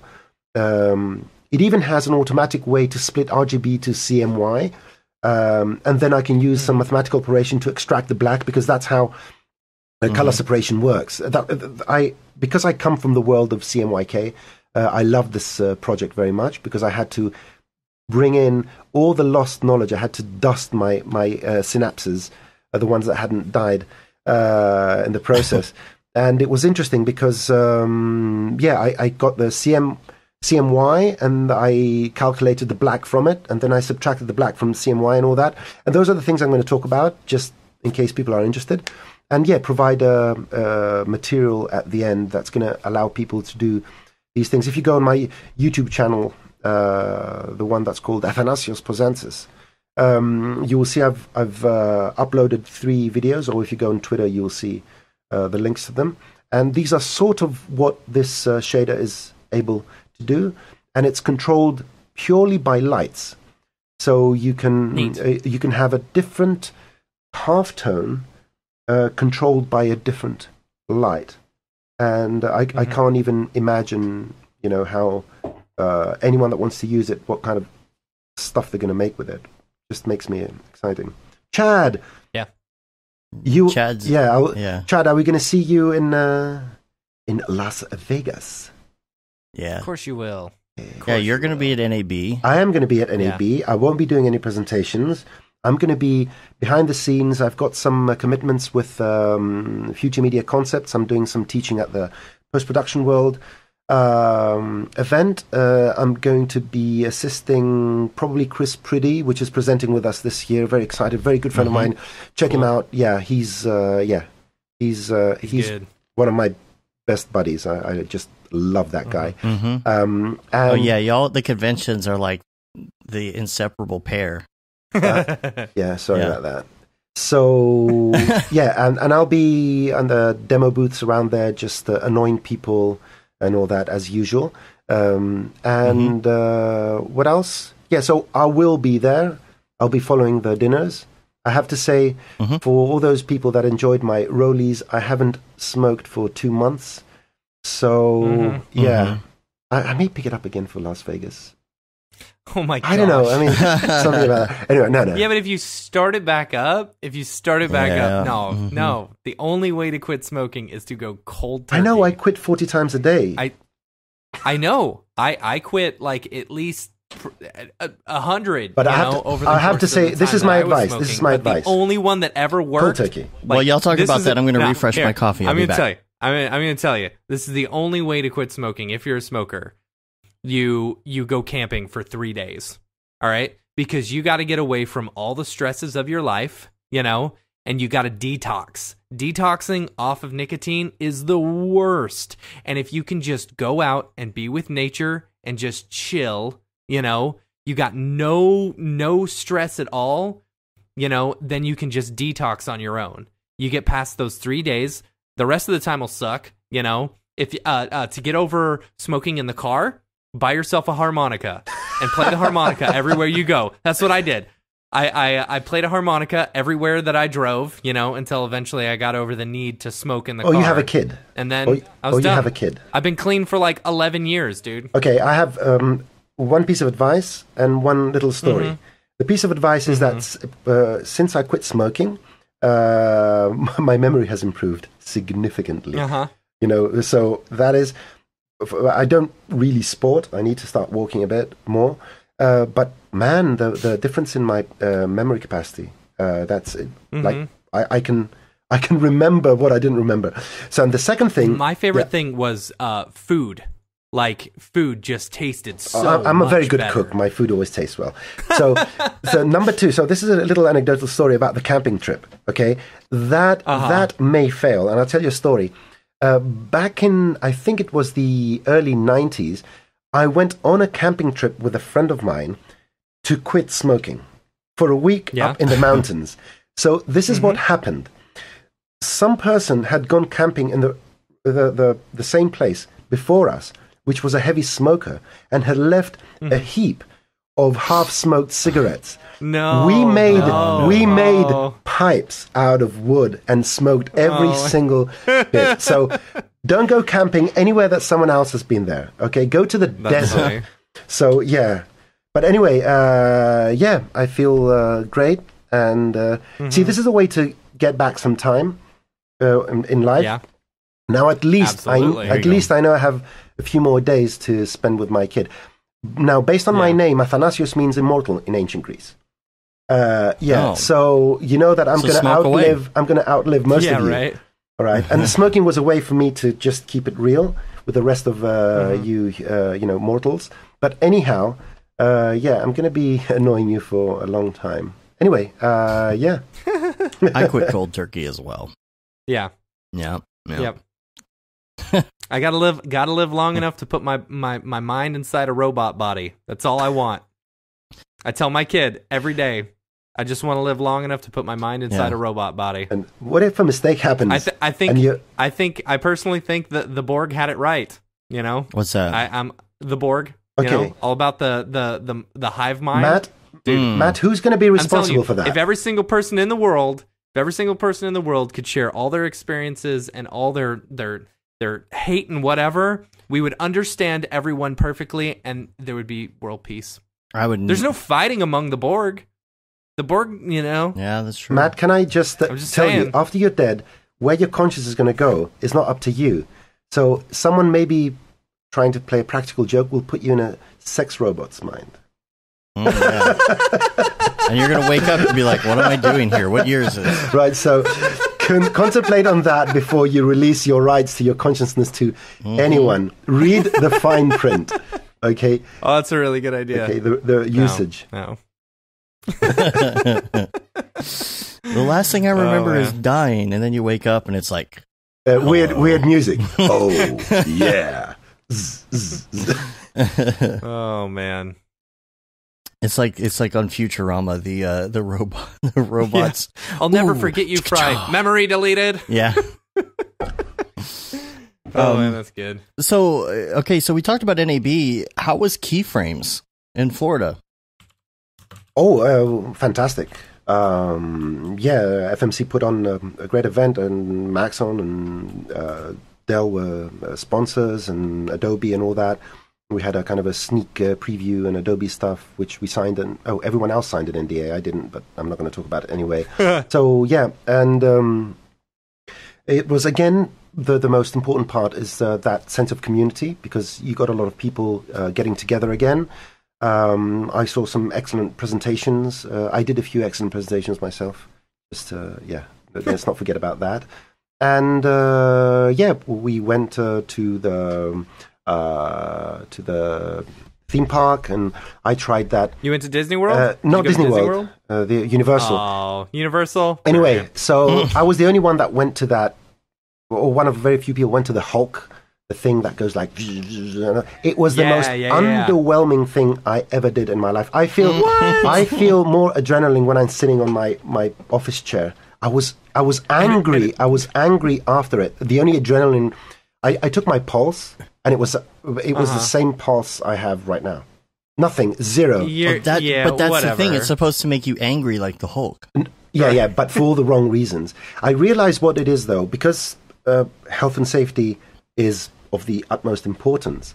I didn't even feel that I was falling off my seat. So they've calibrated these roller coasters so well that even when you're doing those weird loops, you're always firmly stuck in your seat. Whereas and I would hope, when you feel that you're falling out of your seat, that's where your adrenaline rises, where you're like, whoa, what's going on here? No. Maybe for you. I know. I get a thrill out of going upside down and going fast and stuff. I get zero thrill. I got a thrill waiting. Negative thrill. So the thrill was waiting 50 minutes in a queue, and then angry, walking briskly. Yeah, it was the last ride I went, because it was the end of the day. Oh, okay. I was walking briskly towards Matthias to express my anger, because I had all my friends waiting down there for me to go on this ridiculously lame ride. I don't know. I just, I had this hope for, let's go. It's going to be a bit scary. Everyone's like, no, I'm not going there. And it just made me angry. Maybe that's the point. You wait for a ridiculously long time, go into this underwhelming thing, expecting some adrenaline, and you're so angry at not getting any that you get an adrenaline rise. There you go. Yeah. Did you ride the Noseman Smash? The Harry Potter rides? No. Actually, the really good ones were the ones where you wear 3D glasses. So the Spider-Man thing, I loved them. The production value, and the Jurassic Park, the production value of those is amazing. I loved it. Are do you wear 3D on the Jurassic Park one? Well, one of the Jurassic Park ones. I haven't ridden that one. Really, really nice. That I enjoyed very much. I didn't expect to enjoy that, but I enjoyed it very much. And the thing is, the production quality was very high. The animations were really good, and the direction was really good. I'm watching the Incredible Hulk ride right now. I got to see what you're talking about. Yeah, it looks scary, and it's like, whatever. I'll say it immediately flips you upside down. And then it flips you again, and then it flips you again, and then it dies in the water. Whatever. And all that. You're just like, oh, I'm so tough. Oh man. Yeah. I'm getting tense just watching it right now. By the way, it's like a minute or 50 seconds or something like that. Oh yeah, I mean that's every ride. That's a lot of these thrill rides. We go to Disney World quite often, and the Barnstormer, the Goofy's Barnstormer, it's 47 seconds. It's great. Jeez. Yeah. So quick. Yep. What a waste of time. See, that's what I consider a waste of life. Nah. Yeah, going to the, expecting something from the Hulk. I'm exchanging 1 hour of my precious life for 45 seconds of adrenaline. This is a great ride. I don't know what you're talking about. Whatever. You kids. You want to ride, you go to the Alton Towers Nemesis back in 92, before it had the accident, and that's... it was the first. It was the first. I don't know. Something happened. Someone died. Anyway, it was the first hanging roller coaster, and that was intense. Yeah. They've got the Batman ride here at Six Flags over Texas, and your feet dangle. And that one's probably my favorite ride ever, because it's super fast. Someone told me to go to a wooden one in Mexico. In Mexico, oh, man. No, those ones hurt. In Mexico. Texas Giant. Is Texas Giant still around? Texas Giant is still around, but it's built wooden but the rails are actual rails now, so it's super smooth. Okay. You know, of course, some kid died on that. No big deal. He fell Someone out. said that in certain cities in Mexico, they have these very old ones where you have a good chance of dying, and that will raise your adrenaline. See, that's the cost-benefit analysis I need to do because I have a kid. So, yes, the adrenaline is fine, but, that I would not know. I stopped doing stupid things with my mountain biking when I had a kid. You know, before my kid was born, I was trying some pretty dangerous trails. And I pulled that back a bit. Yeah. I don't want to break my neck. That would suck. Like motorcycle or bike, the thing you do with your legs? Mountain biking. Mountain biking. Yeah, that's dumb. That's dumb. Yeah. Actually, that had. If you're doing a good course, like an easy course, it's not. That's dumb. It's too tiring. So good exercise. Well, exercise and like adrenaline. Oh man, forget it. Yeah, exercise. Right, or listening to music and riding through the forest on your bike. I know. I'm just kidding. So Stephen in the comments says my very best thrill ride was in an F4. Well, I salute you. Is that a tornado? It's an airplane. Tornado. That's what I thought. Oh, that's EF. Oh, okay. Yeah. Oh yeah. I wanted to ask you too. The Maxon Labs page. They announced this GLTF. Or the GTFO exporter, as I call it. Yes. Now, I'm not really up to speed with that kind of technology. It's that online 3D thingy that only Facebook, but it's becoming a much more popular format. Yeah. That was I've messed with it a little. Yeah, and I think they just updated it, and it's in active development, and following through, and a lot of people are very happy. So anyone that does real-time graphics for these platforms, especially Facebook, go download it, give your feedback and all that, and it's one of the many efforts besides the main development of Cinema 4D that Maxon is putting emphasis to training and creating plugins for Maxon Labs and all that. So try and follow these things and let us know what you think. Comment. Yeah, I tried this at one point. Not this plugin. I just tried taking a model and running it through some third-party something that I found on the internet. I couldn't get any textures to work with it, so be interested to try this. Why are people using this right now, I guess is my question. I don't think I know anything about this. What is it? They were showing it off at the basically thing, putting a model inside of Facebook. Yeah. You know, uploading a model. Okay. You know, it's gotcha. It's like WebGL, whatever, the 3D stuff, but it's an open format, and I haven't checked out the details, but it seems to be one of those emerging things that will allow people to put 3D content, live 3D content, which is sort of interesting. It'll probably somehow meld with like AR or something eventually. I feel like, being able to have just these models that you can plug into AR stuff. I'm still a fan of RR. What's that? Real reality. Yeah, you can real reality actually touch things. I wanted to talk about. Well, I only have one link for the links today.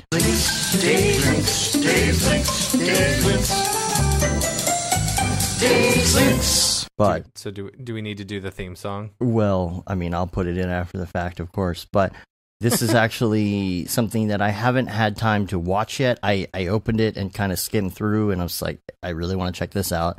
Chad Ashley posted this. This is the Houdini 17.5 launch event. And I don't know a lot about Houdini, but I did notice like this something they have, like this calculation thing with this grid of dots that's supposed to optimize calculations. I don't know. I don't know anything about it yet. I just saw a couple snippets and I'm like, you know what? I want to sit down and look at this because I really want to learn me some Houdini eventually. And this 17.5 is happening. I need to sit down and take a course. So, but looks pretty good. And then I wanted to go to, we've got two more emails actually. This one is from Matthias Vandenbosch. I hope I got that right. I believe he is actually watching live right now. Subject, podcast questions, and show idea. Hey guys, big fan of the show here. Great work. Keep it up. Wouldn't it be great to have Simon Homedal as a guest for the show? Yes, it would. And in 2 weeks, he's going to be on the show. So make sure you stay tuned for that. If you ever want to go see who we have lined up, you can go to our site and check it out in the extras section. Or you can go to brograph.com/schedule. I think it'll show who we have in the lineup. Cool. As a topic idea, I'd love to learn some crazy good shortcuts for cinema. I recently started working on a Windows machine myself and now have a keyboard with some macro keys, so it would be great to learn some new shortcuts that I can link to these keys. And sorry for my bad English, not my native language. Pretty good though. So cool. Noseman, what are some of your favorite shortcuts in Cinema 4D? What do you use for shortcuts? 1, 2, 3, of course. Well, yeah. ERT. ERT, 1, 2, 3. UZ. S. S is great. S and O. You know the difference between S and O? I did at one point. What does O do again? Object. It zooms in the object. So if you have points selected, S will fill your screen with a selection. O will the whole object. Gotcha. Yeah. Makes sense. S and O. Yeah. Selection and object, right? And okay. What if you hit an O with nothing selected? Does it do the whole scene? Show the whole scene, or I don't remember. It's one of those things which, I try to avoid storing that information. I have limited capacity in my mind, in my brain. So yeah, I would test it. I can switch Cinema 4D and test it. But because I'm running the audio recording software, I'm not touching anything. Yeah, I'd rather avoid switching to anything else now while this is recording. But anyway, yeah, just try it. Deselect everything and press O. See what happens. What else do you use on a regular basis? In terms of shortcuts? Ooh, that's a good question. Yeah. Shift F6 to bring up the picture viewer but I can't see the buttons, so I press Shift and whatever, and sometimes it comes up, sometimes it doesn't, and then I go to the menu. Yeah, it's a very Command C, Command V. They're very and Command Z and Command U. Yeah, undo and redo. I think undo is my my favorite shortcut. S is honestly like my favorite thing to talk about because so many people don't utilize S. And you will jump around in Cinema 4D so much faster if you know how to use that S key. That's the big thing. What about mapping things? If there was something that you would like to map to a key that you can't do right now, what would you do? Unfortunately, I don't allow myself to think in those terms because I need to work with vanilla Cinema 4D to teach people. So even if I had to do it, I would never do it because it kind of distracts me from the normal workflow. And it's one of those things I always use a standard interface and I always use standard shortcuts and all that. And it's because I need to be, always aware of how things are. So if sometimes someone, a friend or a colleague text Skypes me and says, how do I do that? I close my eyes and I say, okay, go to that menu, do that, do this, do that. And that's because I kind of got the interface recorded. If I start messing with these things, I'm totally screwed. I need to change profession. The other thing that people don't know are the sticky keys, which are extremely, extremely useful. And for example, L switches to the axes tool. But if you press and hold L, while you're holding it, that's a sticky key. So you move the axes and then you remove it and you don't have to press it again. So with the sticky keys, if you press a shortcut, a single key shortcut, and keep it pressed, then that shortcut is only active while you keep the button pressed. When you release it, it's going to go back to the previous one. Oh, okay. Oh, I like that. It's been there for like 12 years. But anyhow, you learn something every day, right? Every day, man. Every day. There's so many you'll never learn. No one can ever learn everything in cinema. It's impossible. Yeah. Yep. Yep. Well, Rick Barrett knows everything. Yep. Max on Rick. Yes. Also, this email, this is a quick one. This is from Michael Darlington, who the subject is Luminous. I recently moved to Cinema 4D R20. My order worked using the Light Kit 1.4 and R19, but version 4 does not work. in experimental 2018. I was wondering if it works in that. The answer is no. We don't support beta versions of anything right now. It'd just be way too much trouble to have to try and do that. So, and we don't know where we're going with that. So, all right. I think it's time to switch gears a little bit and get out our Beeple viewer of choice and do some Beeple's people. Beeple's people, where'd you get that Grebo? Beeple's people, what's up with that guy? Yay. You'll just have to pardon the noise of the people blowing leaves around in the air just so they can land again in the same place so that they can do it again next week, all behind me. Because that's what they're doing back there. All right. So take out your Beeple viewer of choice, and we're going to go to March 5th, year of our Lord 2019. And I'm going to pull this up right here. I like to use Twitter for my Beeple viewing pleasure. And I'm going to bring this one up here. It's called Little Help. Oh, that's cool. Very cool looking piece. I love what's being done here. Matt, Matt, I'm going to let you take this over while it gets super loud here for a second. No, I mean, it's a really cool piece. I don't know. This almost looks like a sketch, you know? Like straight up an illustration.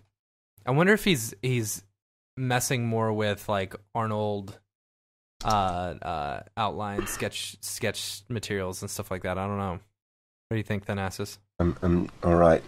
So, are you aware of Enki Bilal? No. Enki Bilal. So, I'm going to copy and paste it in the... So, this is a comic artist from my era. And not only him, there are... This style of comic was quite very common in Europe and South America. Okay. And I don't... It's like a lot of colored pencil sketches and stuff like that. Yeah, that's... if you look at the style, and there's one more, let me think. I'm getting old. So, This almost has like a watercolory feel to it. Yes, you know?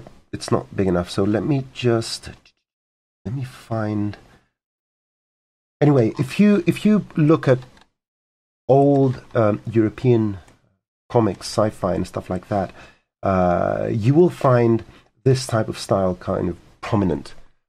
Now, how Mike did this? I'm thinking Arnold. Very good question. Well, need to find out. Yeah, I mean, there's it small could ways. Be Octane, but it can be anything. This could be anything. All modern renderers can produce these results. What I find fascinating now, this is the thing. When I look at the stuff that Mike makes and so forth, the last thing I care about is his actual technique, because they're so beautiful and interesting, and they have all these little details to them, and even the original ideas like the emoji wars and all that, I find them extremely interesting. So I have never really contemplated, how did he do this? Because I'm more interested in what he's showing out there. Now, judging from our own node system, most path tracers and renderers can actually create sorts of outlines in some sense. Now, how big can I make this? Let me just, because I'm watching it on the live feed. Let me just bring up. You have to bring up your Beeple viewer of choice. I need to bring up my Beeple viewer of choice, which is his own website. And let me see what happens here. Where are they? What about March 4th? What's the deal with March 4th? Did you see it? Just what's going on? Like, his stuff is looking... that's insane. Is that a render or is that a picture? That's got to be a picture. No, that's a render. Is it? Oh, yeah, I mean, the eyes are too big to be like a picture of a person. Which one? That looks so good. Yeah. I'm kind of lost. Which one are you talking about? This is March 5th, Year of Our Lord 2019. Oh, where do I see that? I see the everydays, but it says round 13. Is it the last round? It's called Little Help. It's it's 4 or 5 days ago, I guess. March 8th. Look 9, at Skype. 10. Dave's sharing it on Skype. Oh, the one. Well, yeah, he was just saying it's too hard to see it. Oh. Yeah, oh, there you go. Skype, so March the 5th. This one. Yeah. Okay. So what a image in new window. Sorry, there we go. So nice. Because there is 3D information in here, and I'm really curious about it is 3D because you can see the polygonization on the rock on the bottom left. You can see those little triangles. Those are, let's say, artifacts. Not artifacts, but lines created by Sketch and Toon or an equivalent. Interesting. See, now you're forcing me to look into something I would never want to. So see, there's the thing is, like, the reason in this case people want to know about like what render engine is because they want to know it's not necessarily easy to create this kind of thing, and although a lot of render engines can do this, there's some that are better at this than others. Yeah, and I think that's why people want to know. If you look at the Octane Toon shader versus the Arnold Toon shader versus the Sketch and Toon, they all produce a pretty different result, and they can all be good in their own way, But sometimes you want to create this effect, and you want it to be the path of least resistance in order to figure out how to do something like this. And there are some that are way better than others at this. So I would have no problem reproducing this in any renderer. What I could never do is come up with the idea. So you see the difference. Right. I see things. I admire, like, this is a soldier of sorts, like some sort of paratrooper, someone, they jumped out of the plane or something like that, or, their spaceship or whatnot kind of sunk there, and they're helping each other in some world, and they're wearing casual shoes, which kind of doesn't make sense, but in the future, that's true. Well, they weren't expecting to have to bail. See, they were floating along comfortably in space, and something went wrong. Yes, didn't have time to put on those moon boots. So that's the interesting part. How Mike did this, I don't really care. It looks nice. I mean, the speckles. So a lot of people sometimes say, "How do we put these random specks and all that?" Well, you can always frontal project it, kind of paint it in Photoshop if you want. I mean. It depends. Yeah, I think he always puts a little bit of Photoshop on it. Yeah, precisely, and you can even do so. One technique that I've used a couple of times in projects I did a long time ago was you would do a very quick and dirty render. Then you would take that render and do some stuff in Photoshop, and then just frontal project it on your object, and it will project around. I mean, that is that's a neat idea. It's one of the techniques that is used. Whether it's a reprojection, I mean, I do a couple of projects a year. One of the projects is car reprojections. So a company sends me a Photoshop image of the final retouched image of a truck or a car, and those are the reflections. Everything I want is fixed in that Photoshop image. And I get a model of that particular car, and I simplify the geometry, project the Photoshop image from that angle after I match the angle, do any perspective corrections, because sometimes in Photoshop they change the perspective of the images to make them look better. So it's been distorted in a certain way. And once I've got the angle, I do a slight rotation, like 20 or 30 degrees. So I get a still image and I create a slightly animated version of it. That is just a reprojection technique. So it's a very valid technique to take your source 3D, render it from your final view, take that rendering in Photoshop and start adding all the artistic parts you want, and just reproject it on your 3D art, and then add a bit more lighting to control it. And you're just, using 3D in a more 2D traditional way. Just the same way a photographer or a painter may take a photo of something and project it on his canvas and go over and paint it. I mean, artists use these techniques all the time. They've been used for hundreds and hundreds of years, all sorts of techniques with camera obscuras and all that. So yeah. I mean, and again, the last thing I would even think about when I'm looking at one of Michael's stuff is how did he do it? It's mostly, wow, how did he come up with this bloody thing? Yeah. But anyway, well, if you go to March 8th to Binary Orthodox, check this one out, because this is very much kind of the 2018 Beeple style. Yeah. Mm-hmm. This is the people, like the soldiers and the people worshiping gods. It's very much 2018 Beeple. And I like the title too, Binary Orthodox. It's like it's almost like a digital religion of some sort, you know. And who are they worshiping? That's great because you always see these people as from the opposite angle, it's from behind, so you don't know what they look like. It's always this mystery.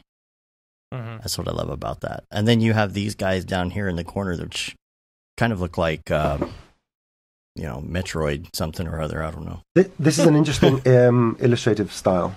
This looks like a water painting or something like that. Yeah, I was noticing that. If you look around the lights, you see that kind of watercolor look. Yep. Yeah. And same with the background and stuff. I'm wondering how much of it is 3D and not. You look at this, there's kind of a hazy line right here, about 2/3 of the way up. And I'm wondering how much of that is Photoshop, photograph, not necessarily rendered, or maybe something that was rendered separately and layered in, I guess we'll ask Mike when we see him next time. That's right.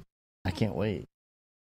And then lastly is March 10th. This is great. March 10th. This is great. This is the latest one. This is called Poo Boss. So good. Yeah. Man. Yeah, I saw that actually today. That's great. Yeah. I love that. I love that he's got his shirt off and his like belly and stuff sticking out, and he's got his chains. There needs to be like a big pot of honey, though.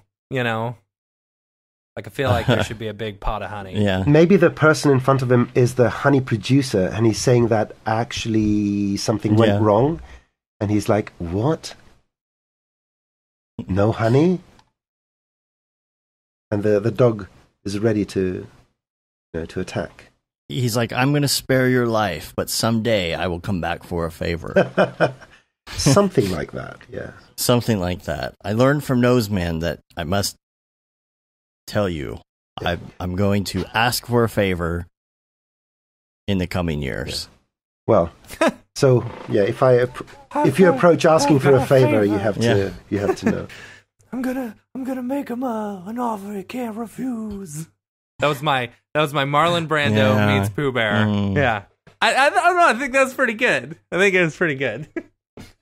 Great stuff from Michael as usual. Come to me on the day of my piglet's wedding. Come to me. Okay, I'm out of here for 3 minutes. I'll be back.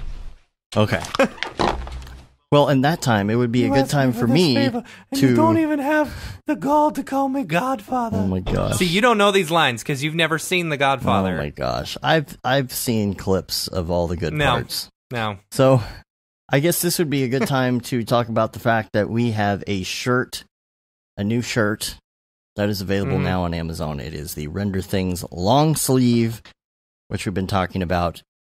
Yay. Anything we need to talk about for NAB coming up? Pretty soon we're going to have a conversation about what to do at NAB. I think that'll probably be on the Smearballs episode. Yeah. Because he will be I think April they're 1st. announcing I think they might be announcing some people here in the next yes, days, the maybe? lineup. I can't wait. I don't know. I keep getting so excited maybe about the in lineup. The next week, maybe it's 2 weeks, but I would keep your ears out because they're going to be keep your ears out, soon. or else you won't hear. That is true. Right, that is true. Don't forget to sign up for the Slack. That's Brograph.com/Slack. I don't know. I'm just stalling here until Noseman comes G-Rant back. says we have a new series we have to do. It's Brando Poo. So oh my gosh! Every episode, I now need to find a good quote from Marlon Brando. Do my Pooh Bear. Speaking of Brando Poo, make him an offer I can't refuse. That's where Noseman is gone. That was more of a Tigger. Oh my gosh. Sorry. It's all falling apart. It's all over now. All we're waiting on is for Noseman to come back so we can finish the episode. So that we can say bye. He's finishing his Brando Poo. Brando quotes. His Brando Poo. I think Brando Poo is the show title. I'm going to write this down. I always forget to write down the show title. Brando Poo. All right, that's done. Noseman, where are you? Revenge is a dish best served cold. Oh my gosh. No, honey is. Honey's a dish best served cold. Oh my gosh, you're sounding more like Towley at this point. Yeah. Don't forget to bring some honey. And I'm back. I can't believe it was him all along. What did I miss? Yeah. Nothing much. You talk about vengeance. Is vengeance going to bring your son back to you or your boy to me? Oh my gosh. And is that my own Brando? What's that? Any news on MoGraph.com? Well, all the stuff we talked about at the beginning of the show, but yeah. So just we're gonna be transferring over to the live streams and stuff to the MoGraph branding and stuff like that. Mm-hmm. There's gonna be a lot to come here. We'll have some stuff for you relatively soon, and then we're gonna be rolling out more over the rest of the year. So just stay tuned. True dat. All right. If people want to find you online, Noseman, where do they find you? Just Google Noseman. Easy enough, right? Yeah. But don't Google Nose Man, KNOWS man. Why? Don't do that because guys, it's on the screen. It's on the screen. Noseman.org. Anyway, if you want to follow me on Twitter, it's at NosemanGR, one word. Noseman Greek. Because the actual Noseman, a gentleman from Japan has it. He hasn't tweeted for 7 years, but he's still active according to Twitter. Which, I have no if you claim. have any information on that kind of thing, let us know off air. No. I mean, Noseman GR is good enough for me. Yes. So, if you just follow me, tell your aunties, uncles, friends, kids to follow me as well. I just need the follow count to rise. And when I get to a critical point, I'll just close down my account. And Oh, yeah, sure. A move of extreme vanity. Like, I don't need this anymore. Cool. Well, we appreciate you being on. We can't wait to hang out with you, have a bunch of whiskey. Likewise. At Whiskey Down MGM. Yes. That's always a good time. Whiskey with Noseman. Should we mention the karaoke party that might be happening? I don't think that any of that is even... It's just an inkling at this point. We're inkling at a karaoke party. So just Are you talking about Tuesday night? Yes. Okay. The limos are booked. We have booked limos. So if you're coming to the pinball party, we booked 2 this year. Yeah. So it's gonna be funny. Yeah. Yeah, we got the same one as last year. It doesn't hold quite as many people, but we got that and a Hummer. I have no idea how we're gonna work out like who's gonna get on board and stuff. First come, first serve, yo. Oh man, there's gonna be a fight. Yeah. And then there might be something going on after. So yeah, maybe. Yeah.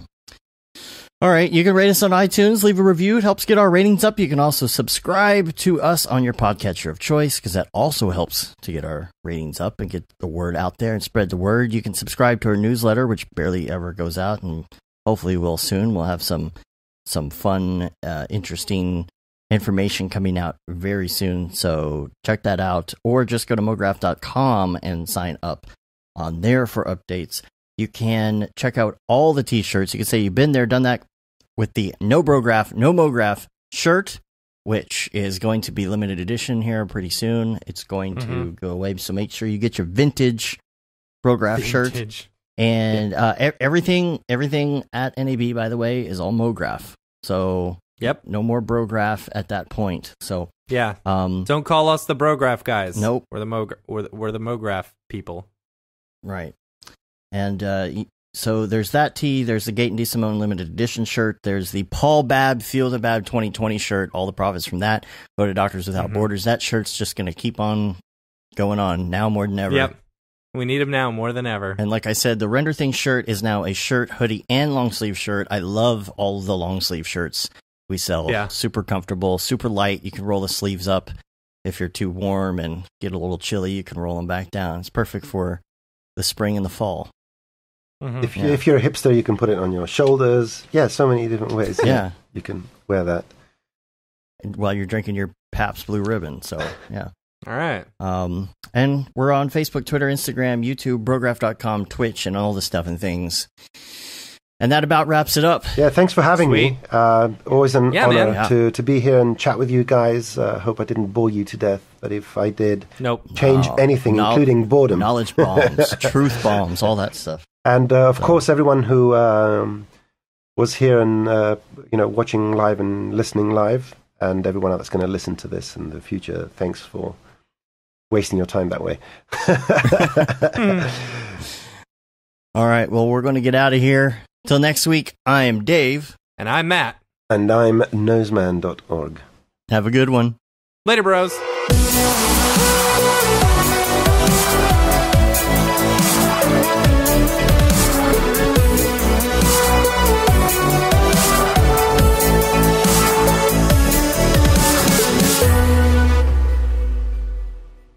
It's pretty good, I guess. Brograph.com, an online resource for learning Cinema 4D, After Effects, and other motion graphics tools specifically catered to help you prevail as a motion graphic designer. What's up, bros? Welcome to another Brograph motion graphics tutorial. With tutorials, plugins, and now a podcast with tens of thousands of listeners worldwide. Yeah, it's a great community to be part of. We give you professional time-saving tips, industry news, interviews, shortcuts, and lessons that help keep you current in the world of motion design. Throw in HDR Studio, take the render settings, pick the HDR, put in reflection, and gorgeous. I love projects that scare me. When our art director comes to us and asks for something that I had never done before, man, it gets me pumped. Our weekly long-form podcast will give you the latest news, help you in your file management, hardware configuration, and client relations. Learn about the latest render engines, modeling techniques, and workflow integration while staying entertained. Real nice banana. Ah, that's so funny. All right. I'm going to live forever. Our Brograph Talks are a chance to see the way industry leaders from around the globe are changing the face of motion design. Sometimes you got to make stuff that you're not going to put on your reel, and I'm not here to judge. The podcasts and talks include people like Beeple, Barton Damer, Nick Campbell, Andrew Kramer, David Ariev, Chad Ashley, Paul Babb, EJ Hassenfrost, Mitch Myers, Chris Schmidt, Jules Urbach, Cornelius Dammert, David Brodeur, Andy Needham, Caitlin Kaju, Zubair Parker, Noseman, Ryan Bean, Casey Hupke, Nick Lyons, Sage, Joey Korenman, Jeremy Cox, Rick Barrett, John Dickinson, Matthias Omatola, Patrick Goski, Brandon Clements, Steve Teeple, Tom Glimpse, Patrick Lundstrom, Julia Simone, Devin Coe, Al Heck, and even Deadmau5. You get that render done. Yeah, you better frame what? Our Brograph breakdowns go behind the projects and give you an insight on what it's like to manage and maintain your own personal business or work for a large company. Join us for live sessions, check out our useful plugins, watch time-lapse projects, interact with us, and send us email questions and topic ideas. Or just hit the Rando Render button and do an imaginative daily that'll keep you on your toes. Take all your dreams and let's do it! Subscribe today and get automatic updates on the latest tutorials, tricks, tips, and inspiration brought to you by industry professionals Dave Koss and Matt Milstead. We don't care how you get here, folks. Just get here. Subscribe now to Brograph Tutorials.